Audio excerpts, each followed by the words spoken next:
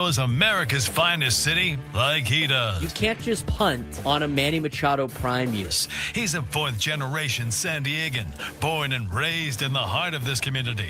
Passionate, opinionated, and always bringing you the real talk on your teams, your city, and everything in between. Braden totally knows his stuff. He's ready for the next step. That guy is good. Live and local, it's the Braden Surprenant Show. But I think Braden's one of the up-and-coming young stars in the media game in San Diego. Now, here's your host, Braden Surprenant.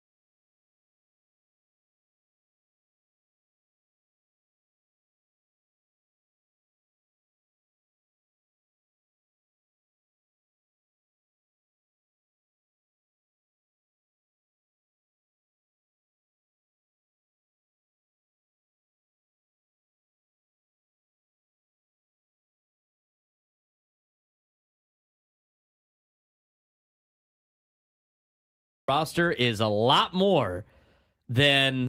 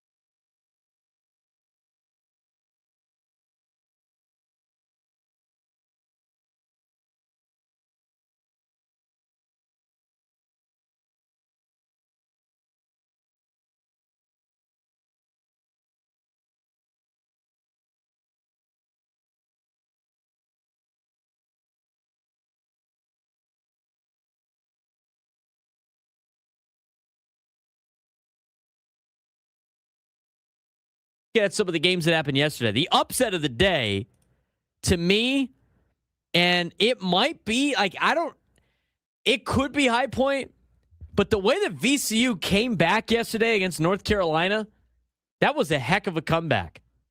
VCU beat North Carolina 82-78 in overtime, and they erased a 19-point deficit. Terrence Hill Jr. had 34 points, clutch takeover in the second half. North Carolina missed their last 9 shots, choked free throws away in overtime, and completely collapsed late. This isn't just a comeback. This is a program indictment of North Carolina. They didn't lose. They folded.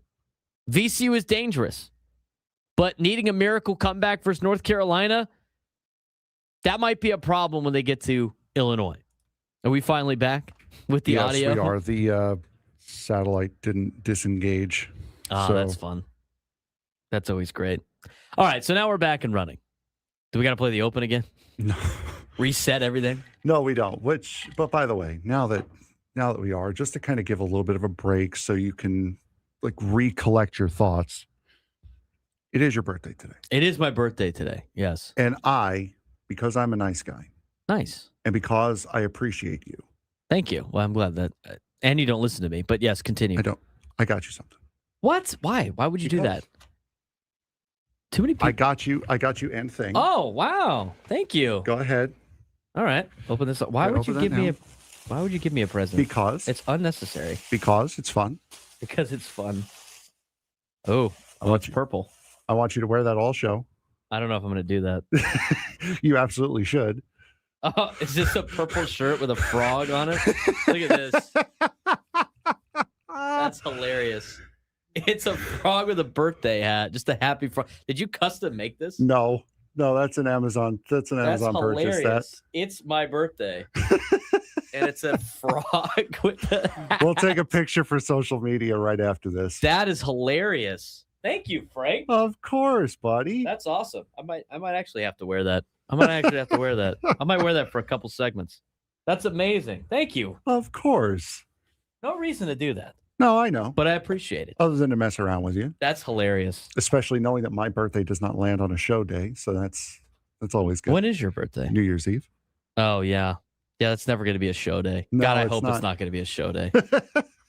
We could do this gigantic birthday spectacular show on New Year's Eve. We'll count down. Isn't that we're going to do the East Coast version of it? Oh, God. That's an awesome shirt. What did you Google search?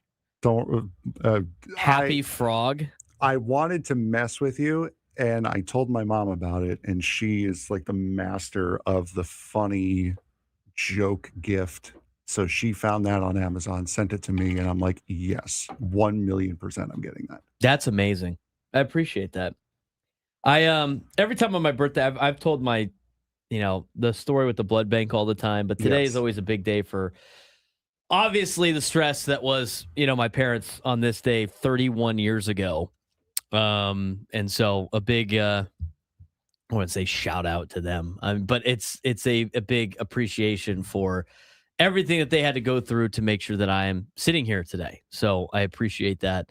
And everybody that was part of what was a very difficult time for my family.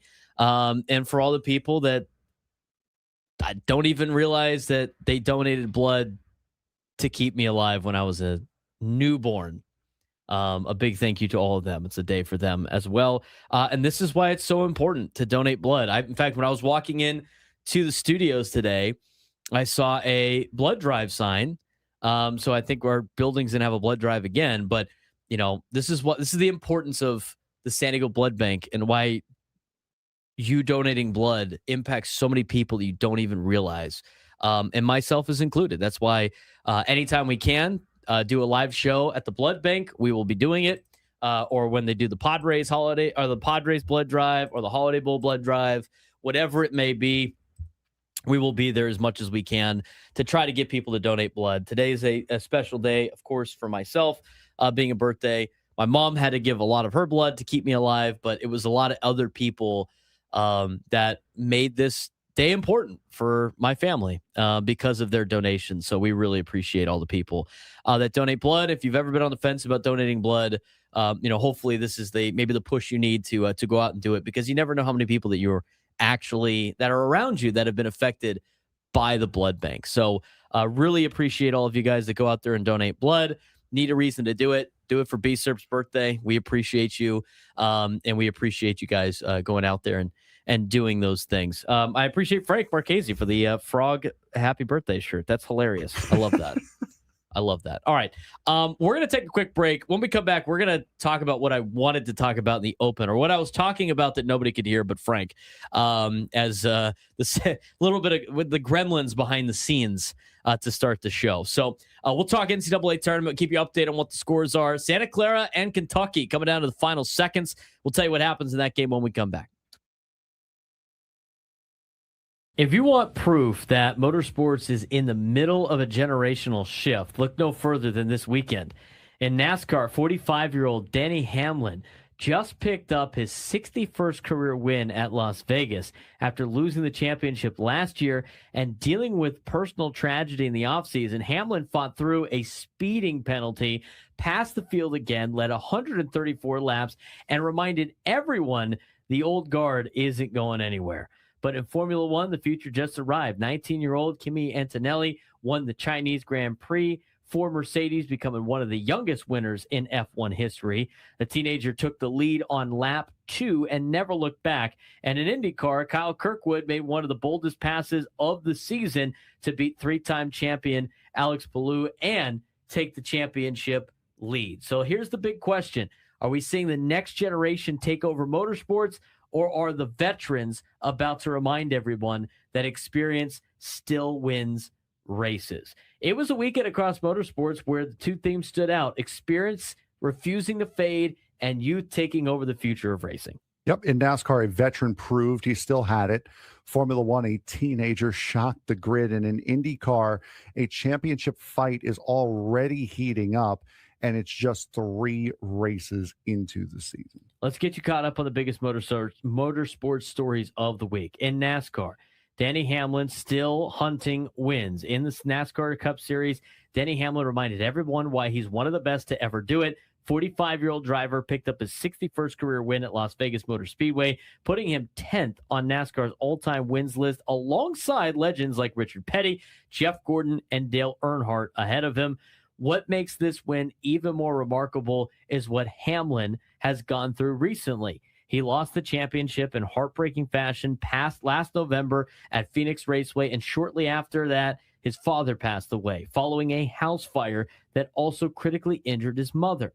And in a shoulder injury and the grind of a 20-year career, many drivers would have walked away. Instead, Hamlin fought through a speeding penalty Sunday, passed nearly the entire field again, led 134 laps, and took the win. Yeah, at 45 years old, he's still proving. The old saying of racing is that old dogs can definitely still hunt, and that is a laundry list of things that he has gone through over the last 5 months, and really only said that he's still racing because he is under contract. And it's not fair to his team owner, Joe Gibbs, to have to find a guy on such short notice. Is really the only reason why he's stayed in the car, especially after losing the championship at Phoenix last year. So, I mean, it was a rough go for him. He's the sentimental favorite last year. He's going to be again this year, and he's picking up right where he left off. Let's move on to Formula One, where a teenager won it in Shanghai. The future might have arrived sooner than expected in Formula racing. 19-year-old Kimi Antonelli captured his first Formula One victory at the Chinese Grand Prix. Young Mercedes driver had already made headlines by becoming the youngest pole sitter in F1 history earlier in the weekend. But the race itself wasn't easy. Briefly lost the lead to Lewis Hamilton at the start before taking it back on lap 2 and never looking back. Yeah, Antonelli finished 5.5 seconds ahead of teammate George Russell, who won the sprint race the day before. Hamilton grabbed third, marking his first Grand Prix podium since joining Ferrari. He did win the sprint race in China last year, but counting full races, this is his first podium. Biggest headline, though, Formula One may have found its next superstar. And Kimi Antonelli has been in the Mercedes system ever since he was 14 years old. In his second year, raced last year with Mercedes. He is a very, very talented young kid. And if he's already getting in the equipment that he's in at this age and already getting wins, it is going to be a very, very scary future coming up.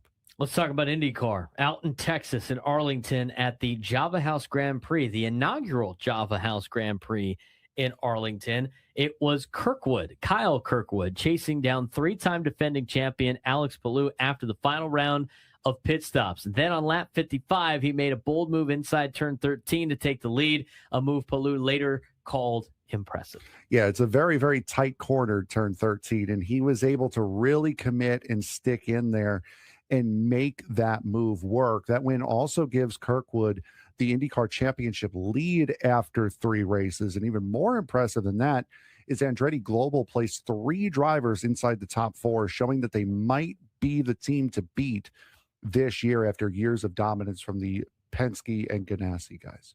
What to watch next? Across the motorsports world, momentum is starting to build early in the season, and NASCAR Hamlin's win signals that the veteran could still be a champion.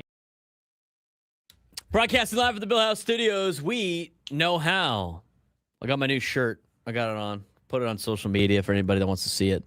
Happy birthday, says Mott Really in the YouTube chat. That is so funny. Yeah, here's the shirt that Frank got. It's a frog with a little, it's a happy, this guy's so happy. Look how happy this guy is. With a birthday hat. And it says at the bottom, it's my birthday. It's great.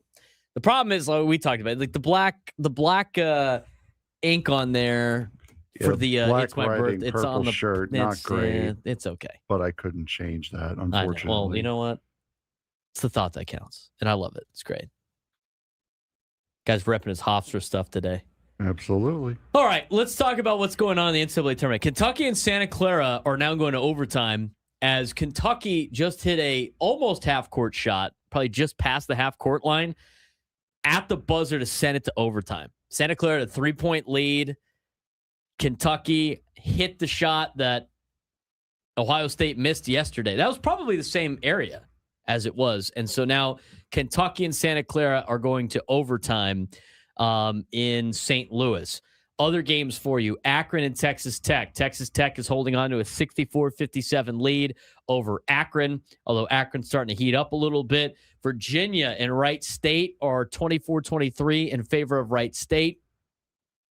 That's got 7 minutes left in the first half. Arizona here in San Diego is cruising over Long Island. They're up 45-20 and look like a team that everybody picked to win the NCAA tournament. I mean, they're off to a pretty good start. The Cats are. So we'll see what happens in that particular contest. Upcoming games here in San Diego. After the conclusion of Arizona Long Island, it will be Villanova and Utah State. Then there'll be a break. And then this afternoon in the second session, St. John's will take on Northern Iowa. And then Kansas will take on California Baptist. In the afternoon session, we will have a preview. Coming up in the noon hour, we are going to have the play-by-play man of St. John's, longtime play-by-play man of St. John's Radio, John Minko. He will join us in the noon hour. And then Brian Hanni, who is the Kansas Jayhawks broadcaster, he will join us in the 1 o'clock hour. Had to move some things around today. Drake Hills will join us at 12:35 today to give us our soccer update. We got a lot of Padres baseball to get to here in the next hour or so. Plus, I do want to mention, Gwen and Chris going to have a great show today. Coming up on Gwen and Chris later on this afternoon, they got a great group of guests. They're going to have AJ Preller on. They're going to have Manny Machado on. They're going to have Jackson Merrill on. They're going to have Gavin Sheets on. They're going to have Jason Adam on, as well as Ty France. So that will all be coming up on Gwen and Chris later on this afternoon. So you want to stay tuned to that. It's going to be a great day of college hoops and Padres baseball. We are less than a week away from opening day here in San Diego. We'll talk more about what happened last night in the Padre game. Got to see the first full TV broadcast, too, with Don Orsillo and Mud Grant. Congratulations to Mud getting a new contract extension. Love 100%. To see that. Love seeing Mark Grant locked in for who knows however long, but he got the contract extension with the Padres, returned as a color analyst of the San Diego Padres. I mean, I don't think in my lifetime, I don't want to make Mud feel old, but I don't remember ever not having Mark Grant as a color analyst in my lifetime. I mean, he started around the time I started really watching baseball at a very young age. I remember the Channel 4 days with Mark Grant and all of the different TV networks that have been airing Padres baseball. The one man that stood true the whole time, Mark Grant. And what a treat he is for us Padres fans to be able to watch on a daily basis. So love that Mud is getting a contract extension. It's great. Don Orsillo followed me on Twitter the other day. I thought that was cool. I liked his tweet when they had the Padres production thing. And I was like, oh, Don Orsillo's followed you. Hey, thanks, Don. Appreciate it, buddy. All right. See, you're getting shirts for your breakfast. Now, go on to Sam Levitt's Twitter for a second. I just saw this pop up. Oh, no. What are we doing here? You're getting shirts. Meanwhile, Sam and Scravy are out having a wonderful time at breakfast. What did they get? They're at Waffle House. Oh, I love Waffle House. That's money. Sam, what did you get? Oh, no. Oh, you know what? It's not a bad solid there, orders. Sam. Solid orders. Right. Just a couple of dudes at Waffle House enjoying a hearty breakfast with Matt's Gravy. That's amazing. I like the Wholesome Friday. That was great. Anyway. See, we got the Wholesome Friday. We got you getting gifts. We got Scravy and Sam hanging out. By the way, Sam and I have never gone to breakfast, but hey, whatever. Are we gonna bitch, moan, and complain about that right now? I don't know. All right.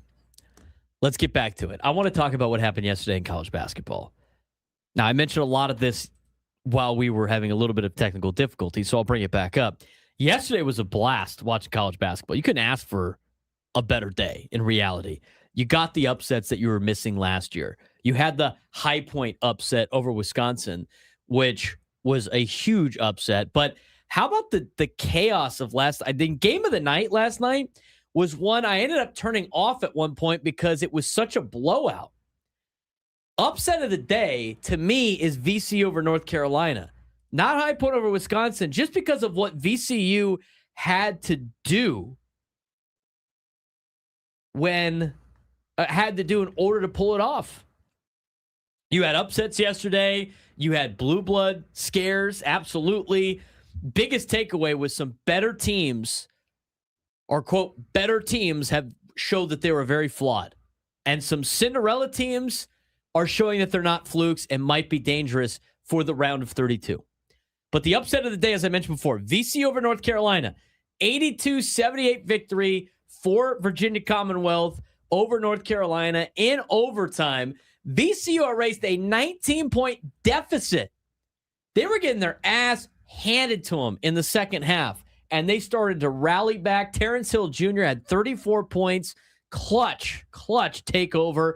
And North Carolina, I mean, they fell apart. They missed their last 9 shots. They choked free throws in overtime, completely collapsed late. And in that overtime period where VCU goes down, knocks down a 3 with 14 seconds left to make it, I think it was a two-point game.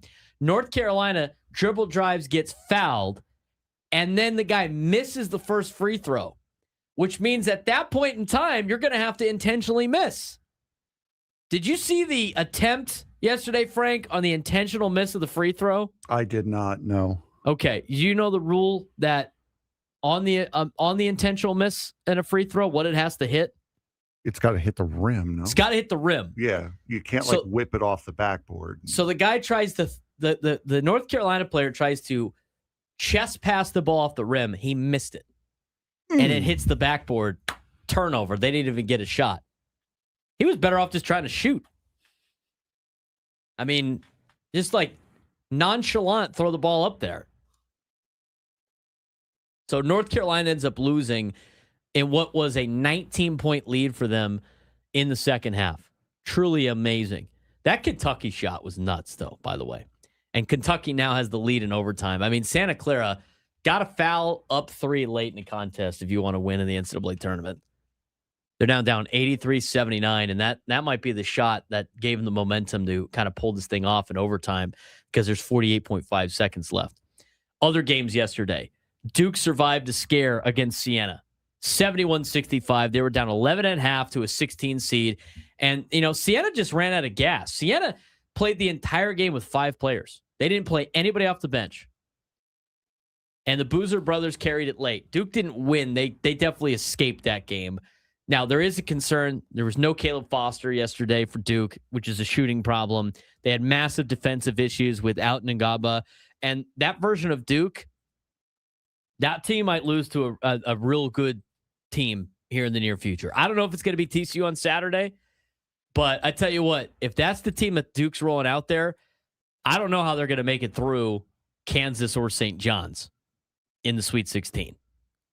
The biggest bracket buster yesterday was High Point as they beat Wisconsin 83-82. High Point won their first ever NCAA tournament game.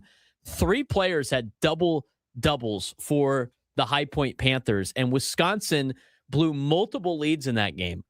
That wasn't a lucky game for High Point. That was execution, pace control, and the important stat now, High Point has won 23 of their last 24 games. They're not really a Cinderella. This team's legit and a problem to deal with if you're a college basketball team. They'll be taking on Arkansas on Saturday. Texas was able to beat BYU. BYU star A.J. DeBansta had 35 points and still lost. Texas controlled the game wire to wire. And, the star versus team debate, that displayed yesterday in BYU versus Texas. BYU's got one guy. It's A.J. DeBansta, who took a ton of money to go play for BYU. He claims that it was not for the money. He claims it was about the development of BYU and what, BYU was going to make him into as a player. They finished 10th in the Big 12 and their first round exit. Texas has a complete roster.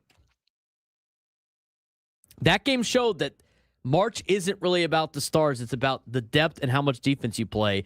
Texas gets the upset over BYU. Illinois dominated. Not a surprise. They won 105-70.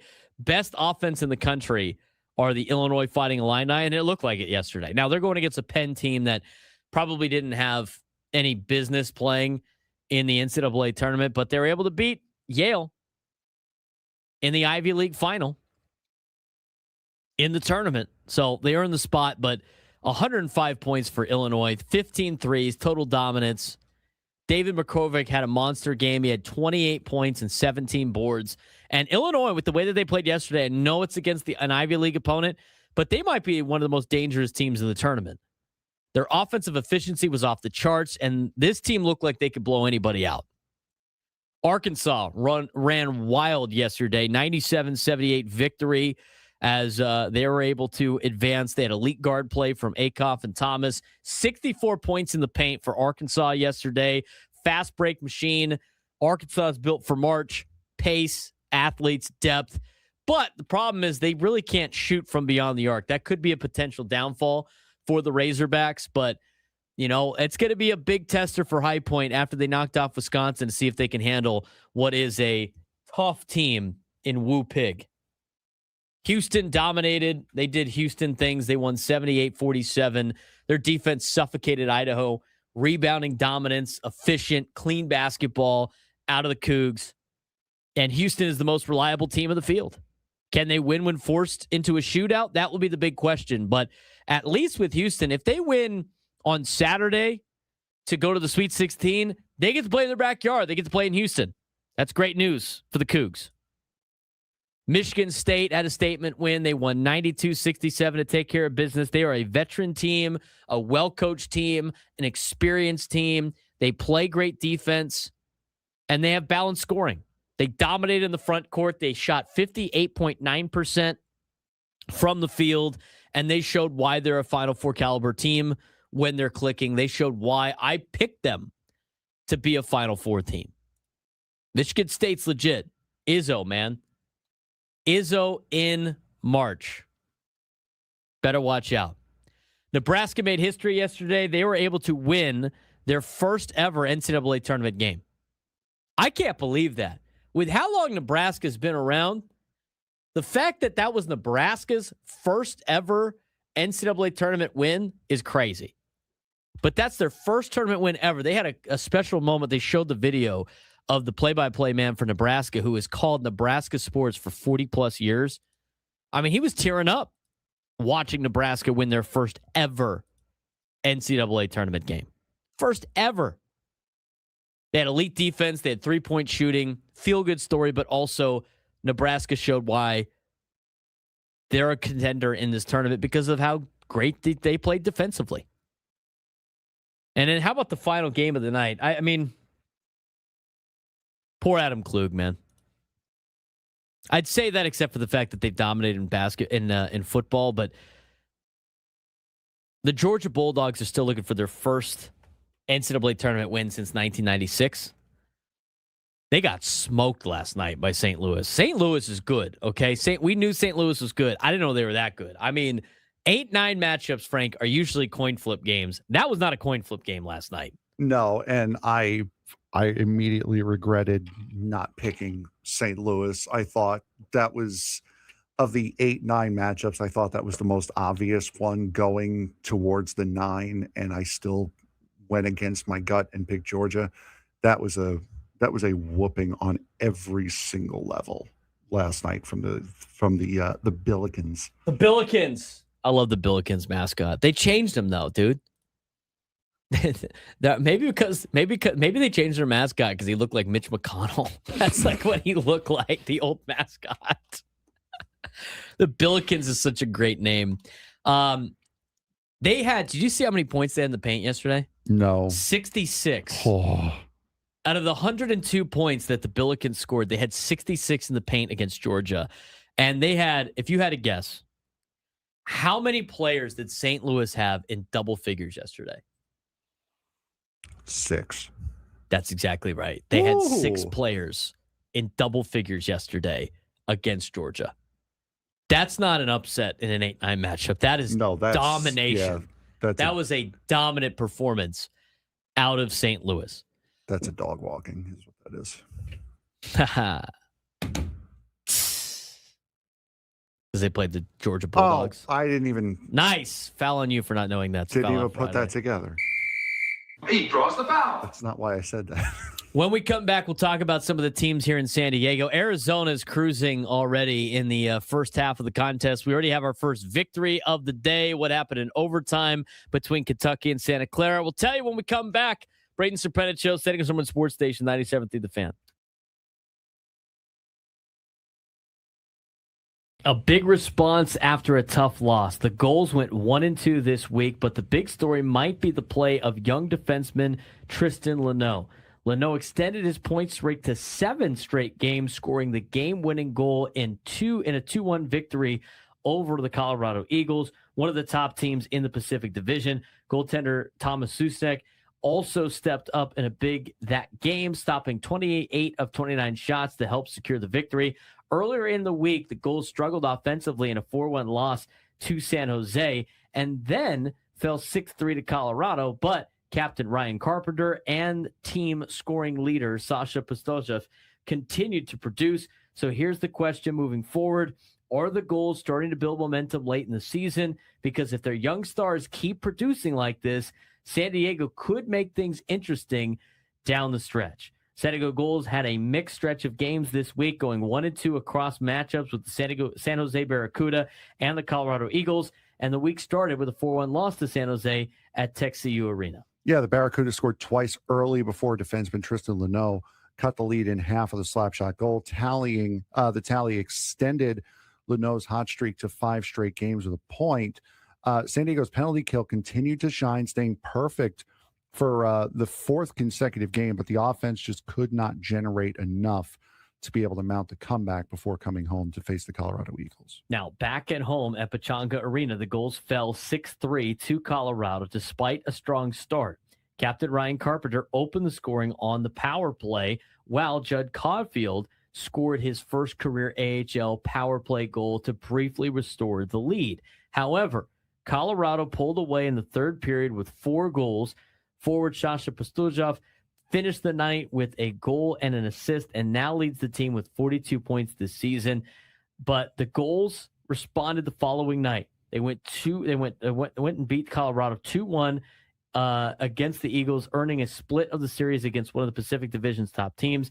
And when we've looked at the standings for the AHL, Frank, this is big wins because this is a big swing for the goals as they try to make the postseason. Yeah, we've talked about it over the course of the last couple of updates as to how tight everything is in the division, in the playoff race. And for the San Diego Gulls to be able to at least salvage one of the games last week, very, very big. And we've talked about, again, over the last couple of updates, how they've played in so many close games, winning and losing. This is definitely a young, battle-tested team that's still trying to learn how to win. Yeah.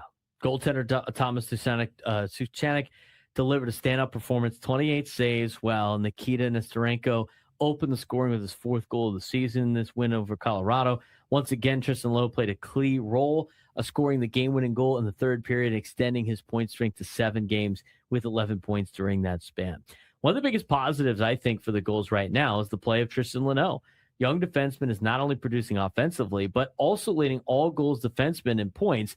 And when a blue liner can control the puck, contribute goals, and drive the transition game, it changes the entire dynamic of a team's offense, Frank. Yeah, for sure. And it's like adding another forward out there, a forward that plays back for you. So for Tristan Luneau to really come on the way he has, again, scoring points in his last 7 games, that is absolutely huge for a team that is looking to make a playoff run and is towards the back end of the safe zone. Now, another encouraging sign, the penalty kill, which has been perfect over the past several games. In the AHL, special teams can often decide tight games, and San Diego is starting to show improvement in that area. The bigger challenge, though, for the goals moving forward is consistency. They've proven they can compete with strong teams like Colorado, but turning those flashes into sustained momentum will be the key if they want to climb the Pacific Division standings. They are in a safe spot right now for a playoff, but they are not too far off from hosting playoff games. This is something that should be in their center line to go out there and attack and get. And not only that, you don't just want to make the playoffs, Frank. You want to try to advance in the playoffs, and the consistency with this team is going to be key. Yeah, absolutely. And it's going to be close to see how this team is going to play. But for the Gulls, they're showing a lot of positive trends to where if things maybe don't go the way they want to or the way they hope or expect it to this year, years down the line, with Anaheim being as good as they are and being able to keep some of these young players and also possibly adding some in trades or in free agency during the offseason or next year, that'll be a huge key for this team. It may not be able to win this year, but next year and years on, they're looking very, very good. And now the question becomes, are the San Diego Gulls starting to find their rhythm late in the season? Are these strong performances just isolated flashes against tough competition? And with players like Luneau and Pastujov producing and the goaltending stepping up, San Diego may still have an opportunity to make things interesting down the stretch.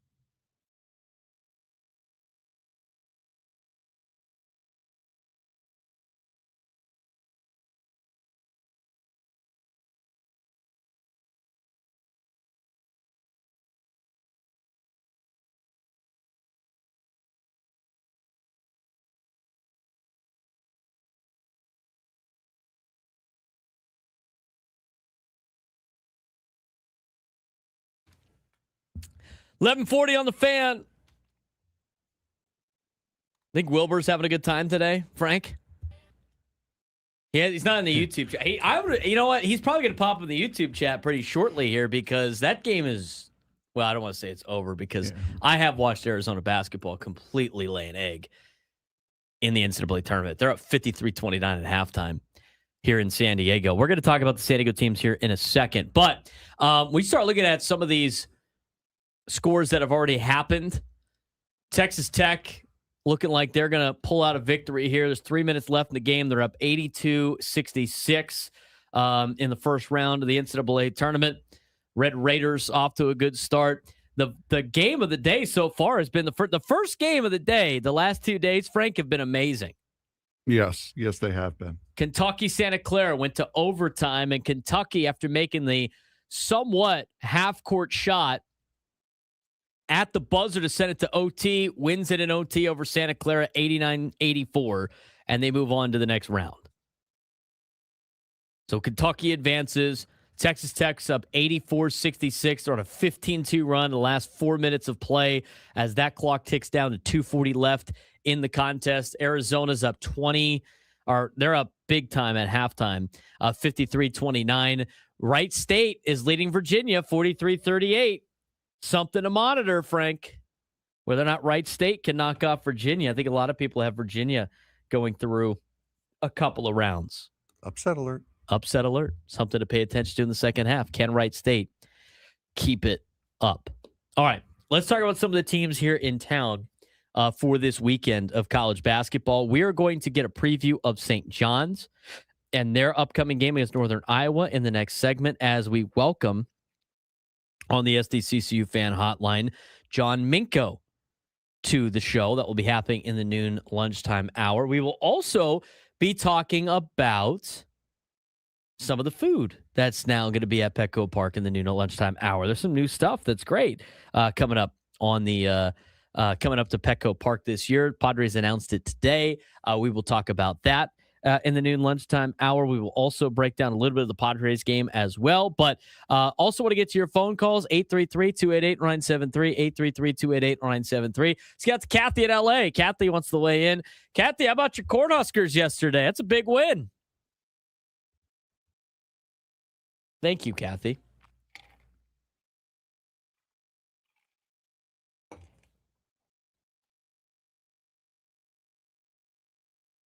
They've never won an NCAA. It was their first NCAA tournament win in their history. And Kathy, I don't know if you saw the video of the Cornhuskers play-by-play man of 40 plus years. I mean, he was tearing up calling the final seconds of that game.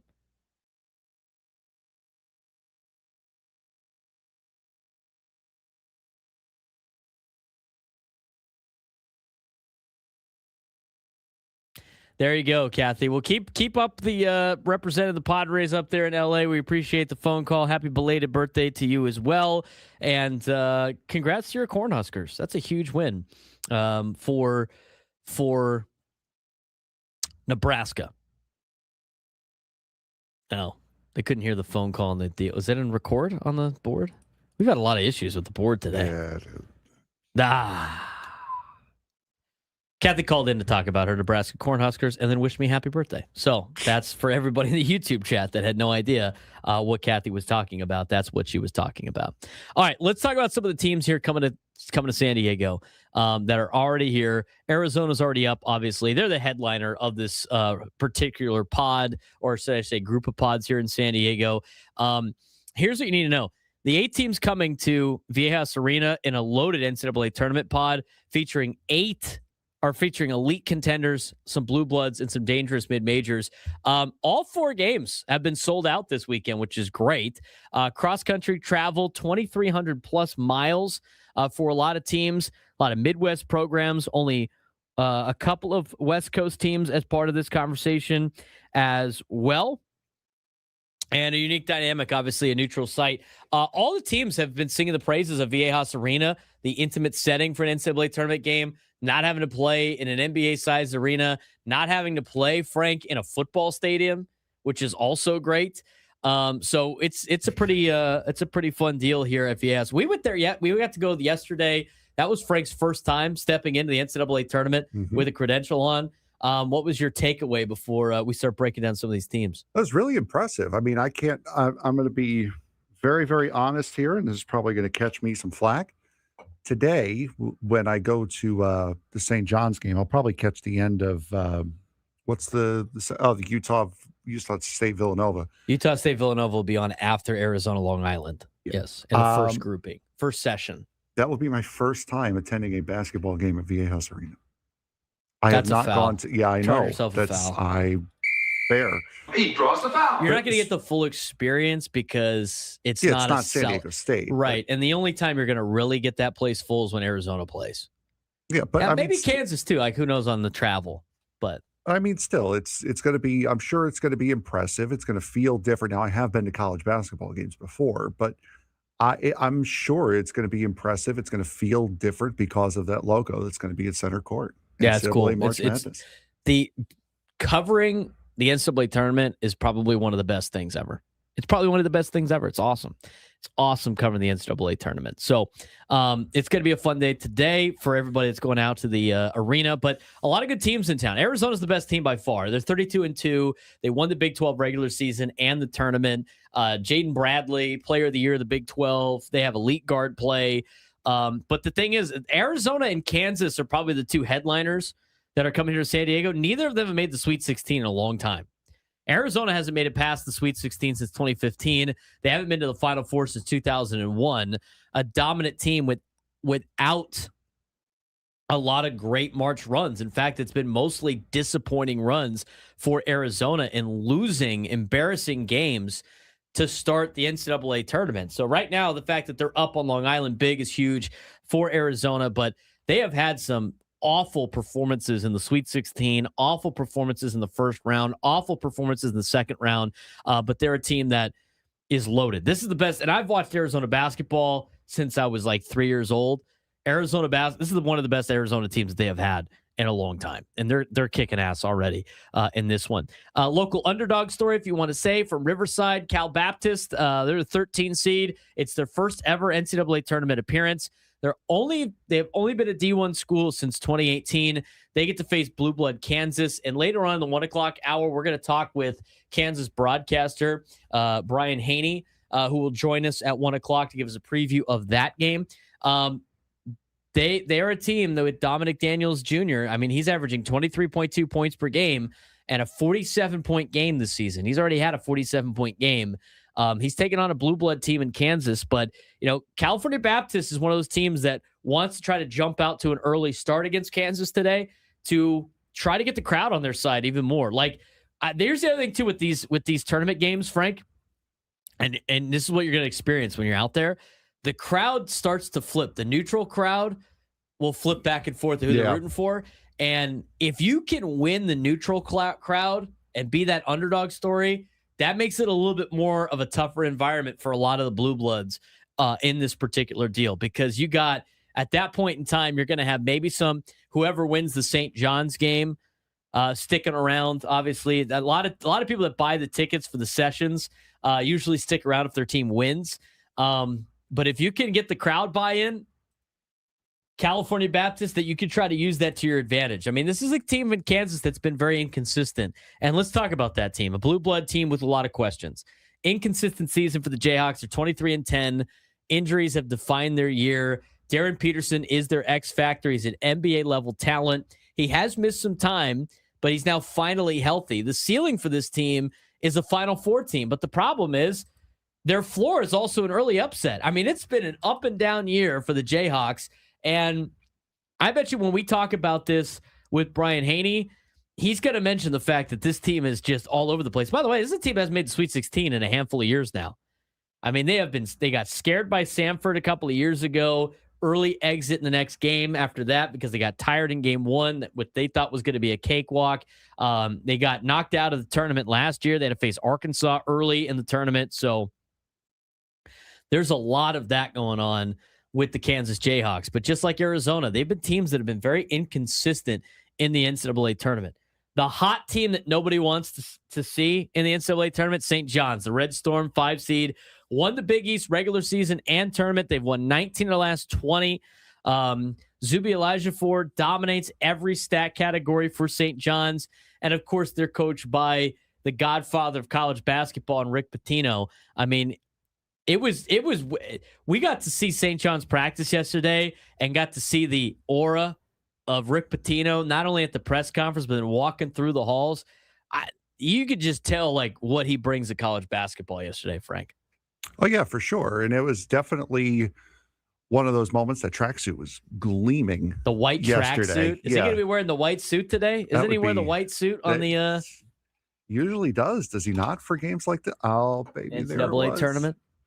But yeah, I mean, it was very special to be in that room for sure. And again, I was just taking it in yesterday. It was very, very fun, very impressive, very unique to be on the floor in that building for what was going on in preparation for what was bound to happen. Right. So I can't wait to talk about St. John's coming up in the next segment. But a very dangerous, veteran, well-coached team peaking at the right time. They beat UConn multiple times this year, not only winning the Big East regular season, but also the tournament. I mean, they beat UConn multiple times. UConn got the 2 seed, and I think St. John's is improperly seeded as a 5. So we'll see. Yeah, their mascot, Johnny, man, they was helping out the guys doing the calisthenics in the hallway yesterday. Yes. The mascots are great. This is what I love about the NCAA tournament, too. The Shark over there and Wilbur are having a great time at Viejas Arena. They usually do like a dance-off at some point at these things. So you're going to have to film the dance-off between the two mascots when you see, some of these guys later on today and then, of course, over the weekend. So that's St. John's. You got some toss-up. I got a toss-up matchup coming up next after Arizona and Long Island. Real upset potential. Villanova, Utah State. Villanova is an experienced tournament pedigree team, but they're missing their key forward due to an injury as the 8 seed. 9 seed Utah State. Balance guard duo MJ Collins, Mason Falsev. We've seen this Utah State time a couple of times. It's a true coin flip game between Utah State and Villanova. Utah State's been a lot more consistent as of late. Plus, you know what? They got I don't know how much of a factor it plays. They got experience playing in this building. And this will be like the first time that's not going to be hostile for them playing in this building because it's a neutral site. And so you don't have to deal with the screaming San Diego State fans the entire time. So the fact that Utah State's been able to handle that before, I think it's going to be okay. But we'll see against Villanova, they're banged up right now. And the teams so far in this tournament, Frank, that have been banged up have not had great performances. No, they have not. And we saw that from Duke even, which is why I have them beating TCU, but I don't have them getting past either St. John's or Kansas. Me personally, I think it would be St. John's, but they definitely showed that they lacked something. I mean, they didn't play good in the first half at all. I mean, they shot 2 for 11 from 3-point range. They weren't very in the good first half all. Yesterday, but just overall, their quality of play was not good. Barring the results. The results just spoke for themselves at that point. The other mid-major sleepers in here, Northern Iowa, they're a 12 seed. The Panthers are defensive first identity. They've had proven history of NCAA upsets. Remember, they beat Kansas in 2010. I remember that as a game that they were an 8-9 matchup, and then were able to knock off the number 1 seed in Kansas in 2010. They're a very low-scoring, ugly game team, which is an upset recipe. So if St. John's pulls what a lot of these other schools have done and sleeps on their opponent, it might be a rough day. But I think playing on the second day is an advantage for favorites, Frank, because I think they get to watch the games before them and be like, hey, Duke just struggled with Siena. We can't be doing something like that. And Rick Pitino even mentioned that in his post game or his press conference yesterday. So I think that plays a factor in some of these and why you get probably a little bit more upsets on the first day than the second day. Cinderella possibility. And then Long Island, I mean, they got size across their roster. They got efficient scoring leader in Jamal Fuller, but they're probably overmatched against Arizona. And I think that's showing right now as Arizona's up 30 points, up 59-29. When we come back, we'll talk more about St. John's, who's in town for the NCAA tournament, as we will meet with their play-by-play man. His name is John Minko. He joins us next on the Braden Surprenant Show as we continue. San Diego's number 1 sports station, 97.3 The Fan.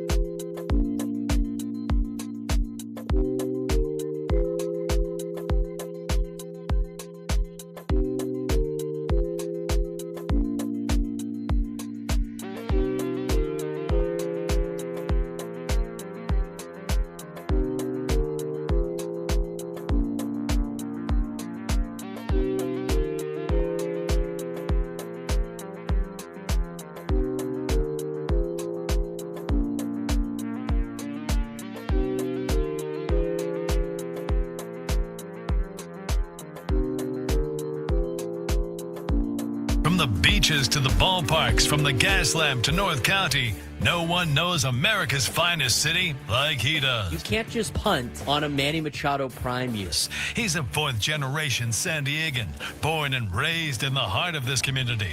Passionate, opinionated, and always bringing you the real talk on your teams, your city, and everything in between. Braden totally knows his stuff. He's ready for the next step. That guy is good. Live and local, it's the Braden Surprenant Show. But I think Braden's one of the up-and-coming young stars in the media game in San Diego. Now, here's your host, Braden Surprenant. New Lunchtime Hour on 97 through the Fan is presented by the Craft Taco. Bold flavors at 2 locations, Sorrento Valley and inside Balboa Park's Natural History Museum. Where are the tacos at? I'm waiting for the tacos. Where are the damn tacos at? I agree, Jeremiah. Where are the birthday tacos at? Let's get it. He's Frank Marchese. I'm Braden Surprenant. It's the Braden Surprenant Show, live and local each and every day from 10 to 2 on San Diego's number one sports station, 97.3 The Fan. Coming up in this hour, we're going to try to track down John Minko, who is the play-by-play radio broadcaster for St. John's. He's been doing it, for a long time now. He was the former Army football broadcaster from 2000 to 2009. He's been at St. John's for basketball since 2008. And he used to do WFAN New York updates as an anchor from 1987 all the way until 2020. And he is, we're getting ready to get him on here momentarily, trying to track him down over at Viejas. A busy day today in college basketball. Currently at Viejas Arena here at San Diego State, Arizona's got a 63-34 lead on Long Island.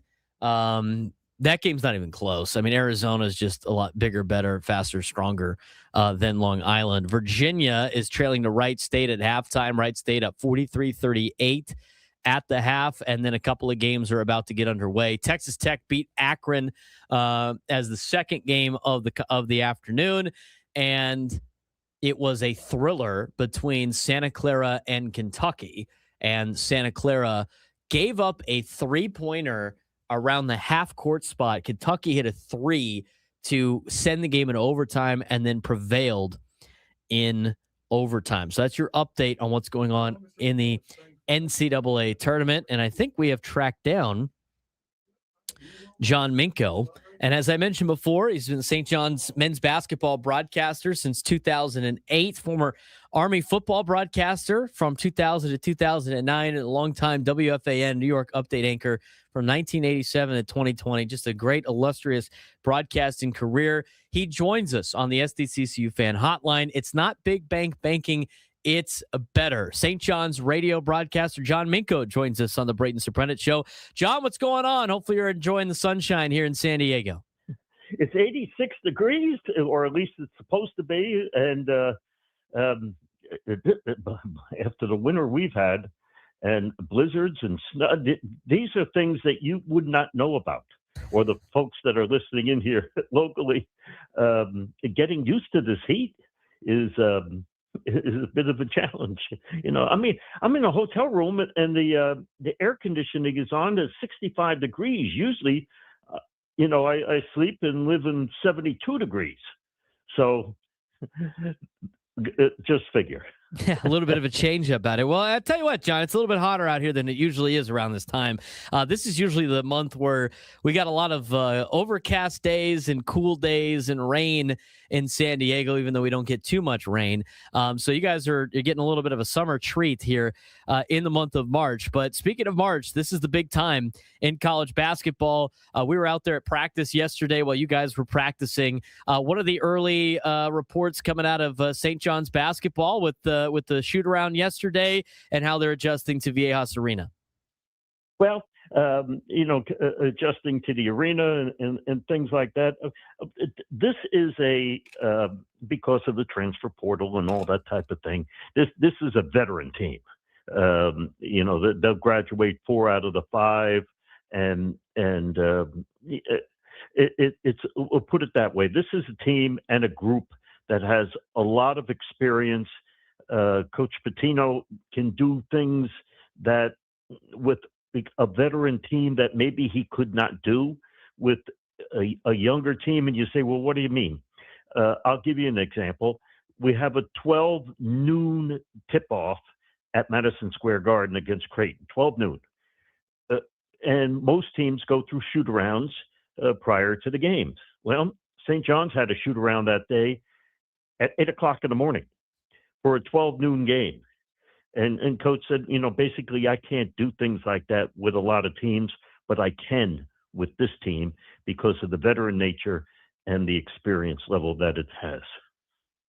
We're talking with John Minko, as the radio broadcaster of St. John's, the St. John's radio broadcaster, as they're in town to take on Northern Iowa later on this afternoon. They will be part of Session 2 at Viejas Arena. In Session 1, Arizona's got a lead on Long Island, 65-37. Villanova will play Utah State after that. And then the nightcap, St. John's in Northern Iowa and Kansas and California Baptist.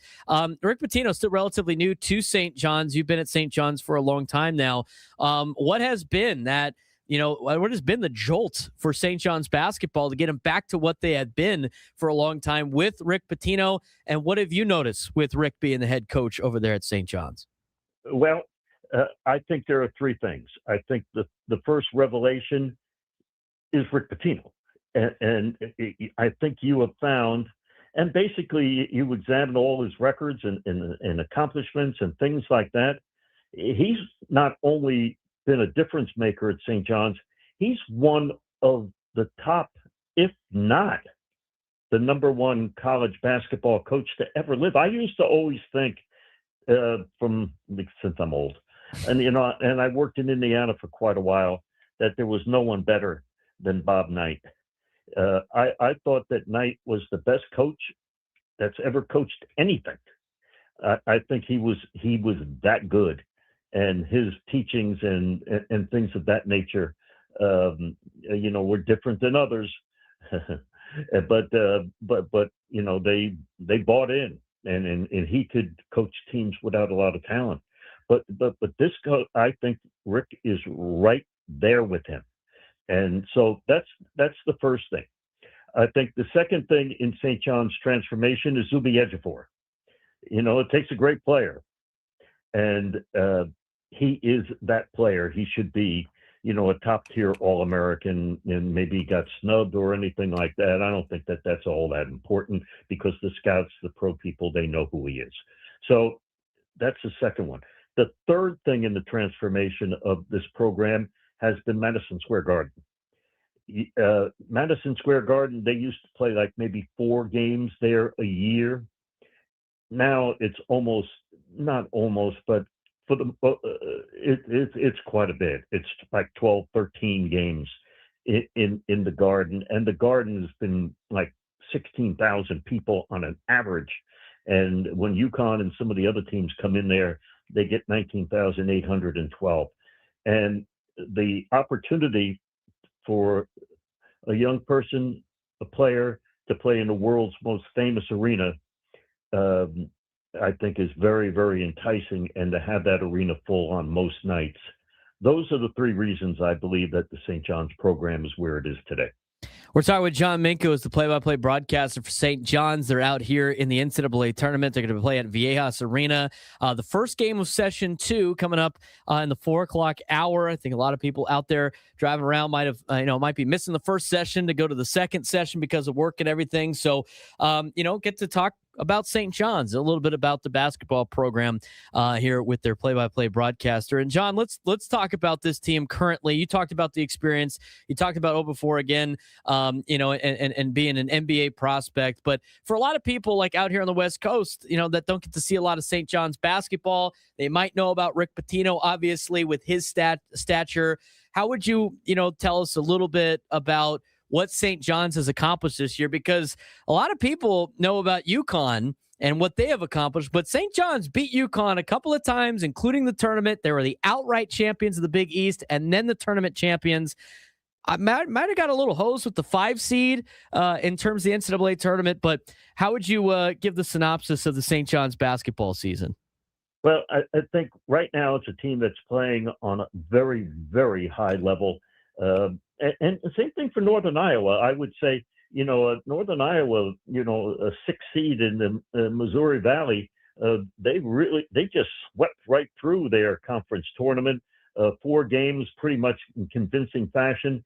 St. John's won all 3 of their conference tournament games by double digits. They trailed in only 2 minutes out of a possible 120. And what was the 2 minutes when it was 0-0 at the beginning of the game?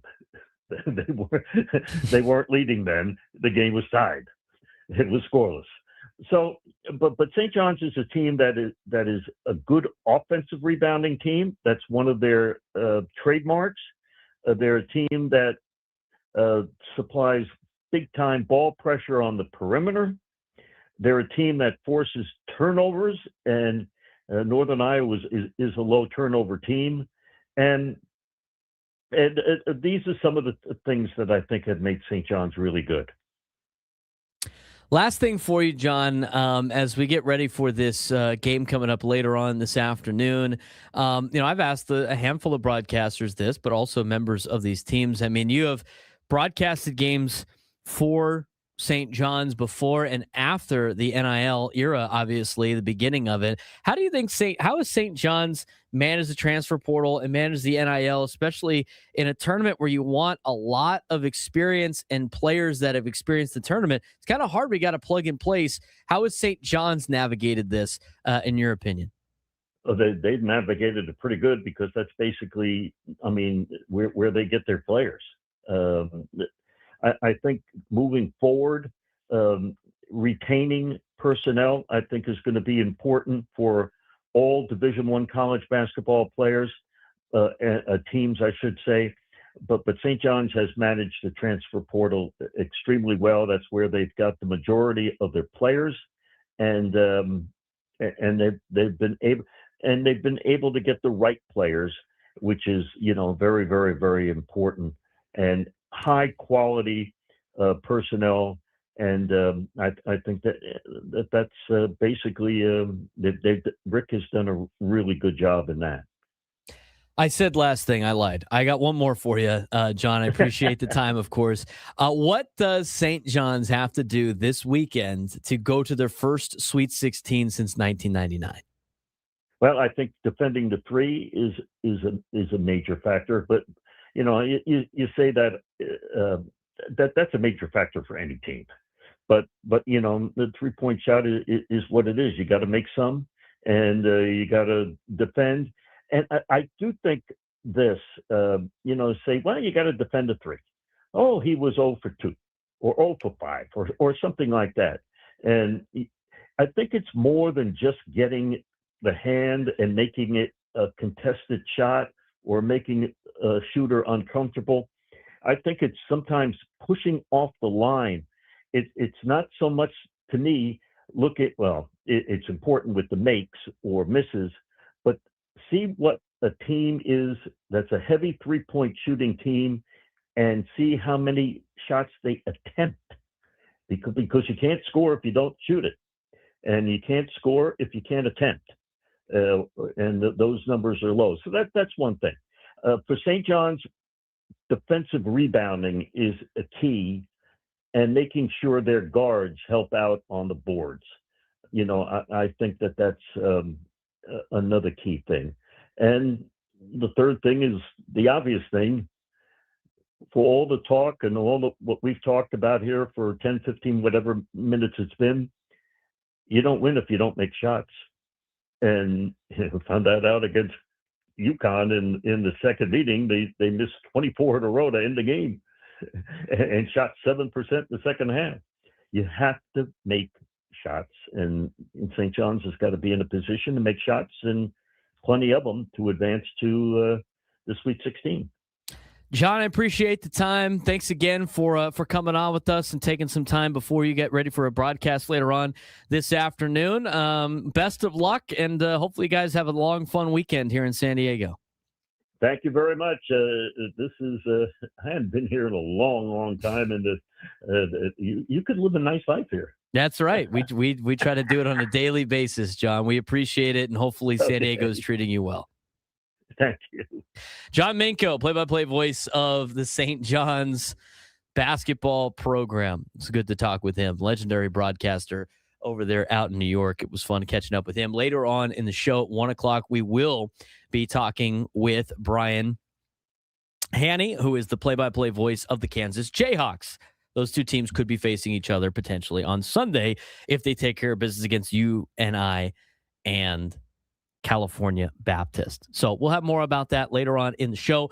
We do want to dive into some Padres baseball. We have a couple of minutes here to talk a little bit about last night. And then in the next segment, Petco Park has announced some new food items for the Padres at Petco. So we're going to talk about that in the next segment as part of our noon lunchtime hour brought to you by the Craft Taco. Want to mention that we broadcast live for the Bill House Studios each and every day. We know how. Guys getting locked into the screen. We got Hofstra, the Pride ready to tip off against Alabama in 5 minutes and 40 seconds. Now it's Frank's turn. Yeah. Now it's Frank's turn to sweat out a game while we're on the air. If both of our teams happen to advance the next week, I just hope they got games times that it's not competing with our show. Exactly. Although I think by the time the Sweet 16 rolls around, are most of the games in the afternoon? Yeah, they are mostly night games, are they not? Right. So let's talk about the Padre game last night. Frank, did you get to watch any of the Padre game last night? I did not, no. I watched some of it yesterday, and, I think a lot of people are freaking out about Michael King and some of the red flags that might be popping up. I mean, he has not looked good in spring training. While the offense dominated yesterday, we'll talk about the offense in a second, Michael King was not very good. 6 earned runs, 9 hits in 5 innings, 3 home runs allowed in the 7th, 8th, and 9th of the spring for Michael King. 10.19 ERA. If you look at his pitch tracking, though, it was a lot of sinkers and a lot of changeups. That was the only kind of 2 pitches that he threw yesterday. So obviously it could be something is working, but at the same time, you got to be a little. I'm not overly concerned until you start seeing results in Major League Baseball games and regular season games. But we can't sit here and just be like, oh, these numbers matters and these numbers don't. And be like spring numbers don't matter, because he's given up a lot of home runs. He's getting squared up consistently, and there's a lot of lack of swing and miss dominance. I know he's coming back from a season last year where there was a lot of injuries, but you would have hoped that Michael King had a little bit better of a spring than he just had.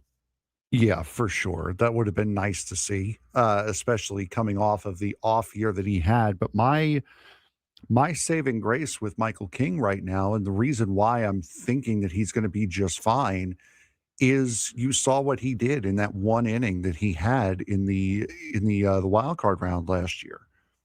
He pitched fine. I mean, right. He had not pitched all that well or all that much leading up to that, but when the chips were down, he got it. He got his job done. He did what he needed to do. So I have a feeling that Michael King is going to be just fine going into games starting next week, and I'm just taking this as this is the process of spring training. When we come back, we'll talk about the bullpen from yesterday and kind of recap what has happened in the spring for the bullpen, as well as the offensive side. Padres offense put up 13 runs yesterday against the White Sox. We will discuss when we come back on the Braden Surprenant Show, setting us up on Sports Station 97.3 The Fan. The Tritons are making noise. The biggest headline comes from the women's basketball team, where UCSD just won its 2nd straight Big West Championship, beating Hawaii 60-48 behind a monster performance from Erin Condren. 22 points, 14 boards. That win sends the Tritons back to the NCAA tournament, where they'll face the 3-seeded TCU Horned Frogs in the first round. Meanwhile, on the baseball diamond, UCSD just swept Cal State Northridge in a wild 3-game series that included a 17-16 slugfest. J.C. Allen hit nearly 600 on the weekend, while Gabe Camacho continues to lead the Big West in home runs. Softball also had a strong showing, taking 2 of 3 from UC Davis behind big performances from Haley Garcia and Malia Cherry. So the question now is simple. Are the Tritons becoming one of the rising programs in the Big West? Because right now, UCSD is winning everywhere. UCSD men's basketball season came to an end in the Big West Tournament quarterfinals after an 80-70 loss to the CSUN Matadors men's basketball team. Junior Tom Beatty led the Tritons with a career-high 22 points and 5 3-pointers, while freshman Hudson Mays added 17 points. UCSD actually controlled much of the game early, leading 36-32 at halftime and building a 9-point lead early in the second half, but CSUN surged late behind a dominant 34-point performance from Larry Hughes II, finishing the game on a hot shooting run.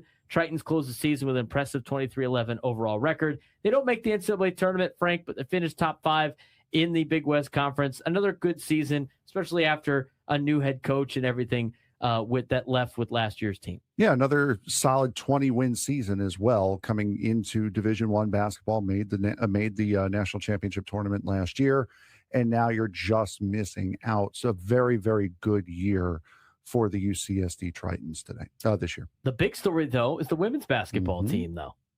Yeah, absolutely. Tritons defeated the Hawaii Rainbow Warriors basketball team 60-48 to capture their second straight Big West championship. Forward Aaron Condren delivered a dominant performance with 22 points and 14 rebounds, while tournament MVP Michaela Rose added 17 points and 8 boards, with both players logging all 40 minutes. This win sends UC San Diego to the NCAA Division I Women's Basketball Championship for the second consecutive year.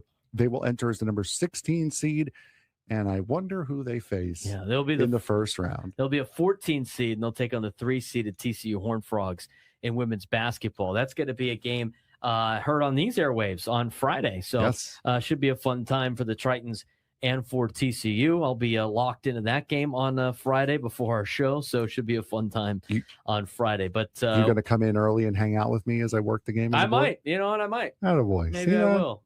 We'll see how it goes on Friday with for the Tritons. But TCU's had a really great season in women's college basketball. They've invested a lot of money into that team. So they came up they won the Big 12 conference and then came up short in the conference tournament.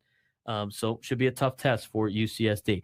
On to baseball. The Tritons opened Big West play with a 3-game sweep of CSUN in a series full of offense. This weekend included a 17-16 shootout win, a 6-4 comeback victory, and a 12-4 finale to secure the sweep. Yeah, outfielder Gabe Camacho continues to lead the Big West in home runs and in RBIs, while J.C. Allen, had an incredible weekend, going 10 for 17 with an unbelievable 10 RBIs, leaving UC San Diego at 3-0 in Big West play so far this year. Yeah, great start to Big West play for the Tritons in baseball. On to softball, where UCSD took 2 of 3 against its Big West foe in UC Davis. Tritons swept Friday's doubleheader 9-4 and 6-4, powered by the top of the lineup.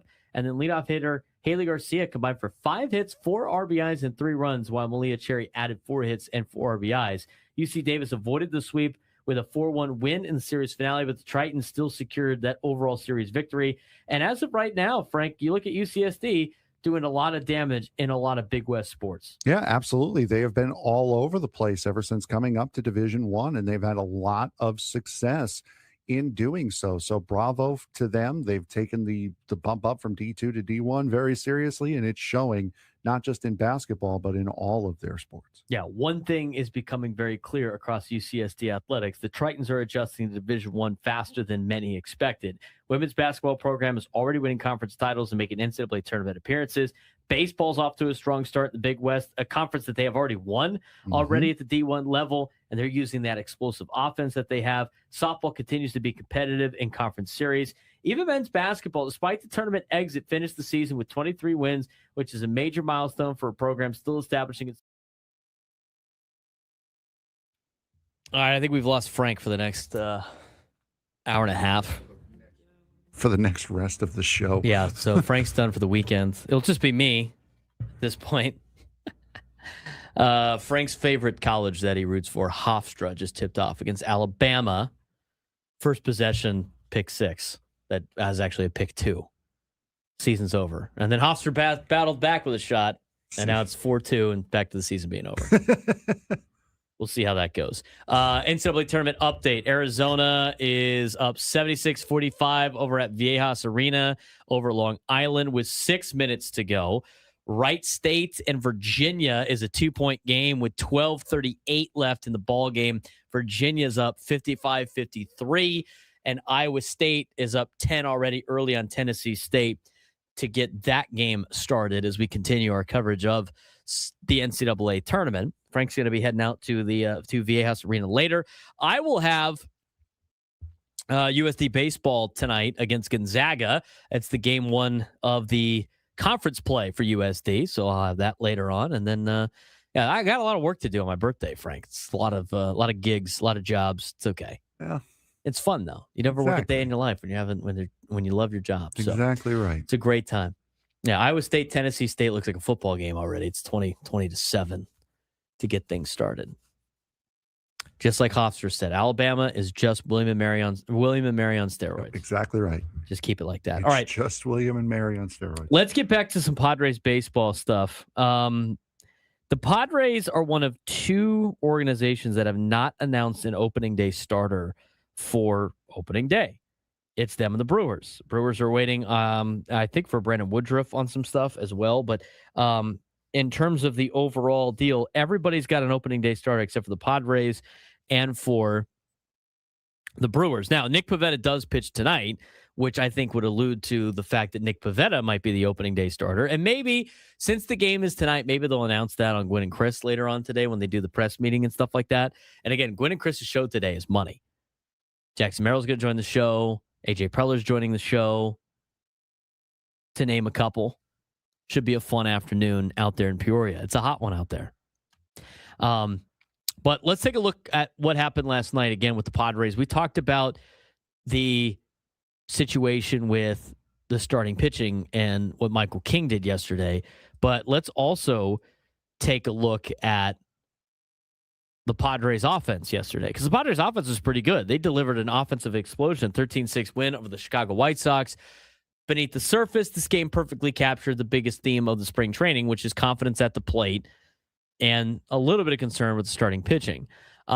Offense, crowded, hot, forcing decisions. Padres lineup is starting to look very deep right now, and more importantly, productive across the board. Gavin Sheets, home run for the second straight game. He's now 9 for 29 in his last 10 games. He's quietly turning into that serious offensive weapon, an option that the Padres had last year. Fernando Tatis Jr. had an RBI double plus 2 walks in his return from the WBC.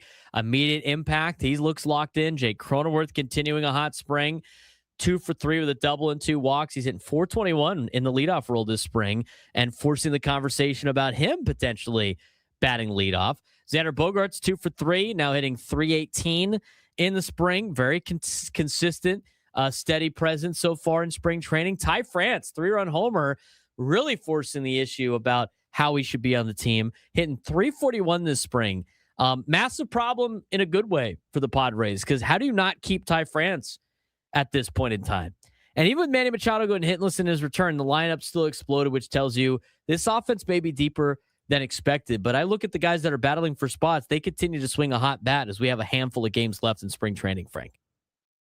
Yeah, for sure. That means, again, the competition that we expected has happened, and it's worked out very, very well. Now, as far as the starting pitching deal is concerned, I would have to expect that it's going to be Nick Pivetta starting on opening day. You could make the case for Michael King starting on opening day since he pitched yesterday. Highly doubt he's going to pitch again. If not, whoever's not pitching on opening day is pitching night 2.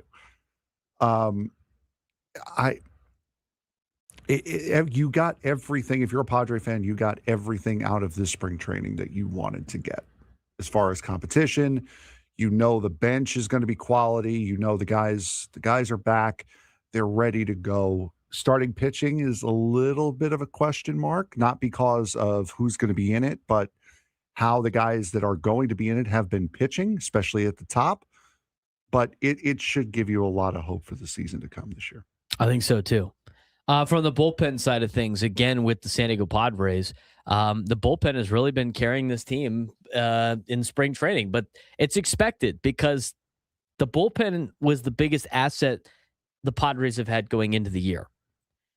even with King struggling yesterday, Padres bullpen continued to show why it is going to be the backbone of this team, at least early in the season.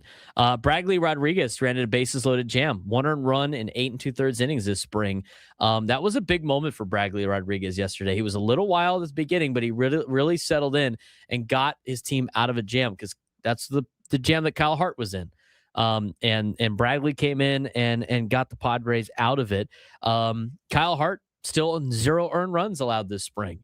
Jeremiah Estrada, scoreless again, no earned runs in 8 2/3 innings. Wandy Peralta had a clean inning after limited World Baseball Classic workload. So the bullpen looks not just good, but this looks like the big carry for this team this year. And in the future, with a lot of these guys being under contract for a long period of time, a lot of young players in this bullpen, Frank. And we talked about this a lot yesterday. This bullpen is the big factor for the Padres in 2026. Yeah, absolutely. And another major factor is I've seen rumors. I'm trying to get it back, trying to see it to where I had it before, but I believe I saw that Jason Adam might be pitching today.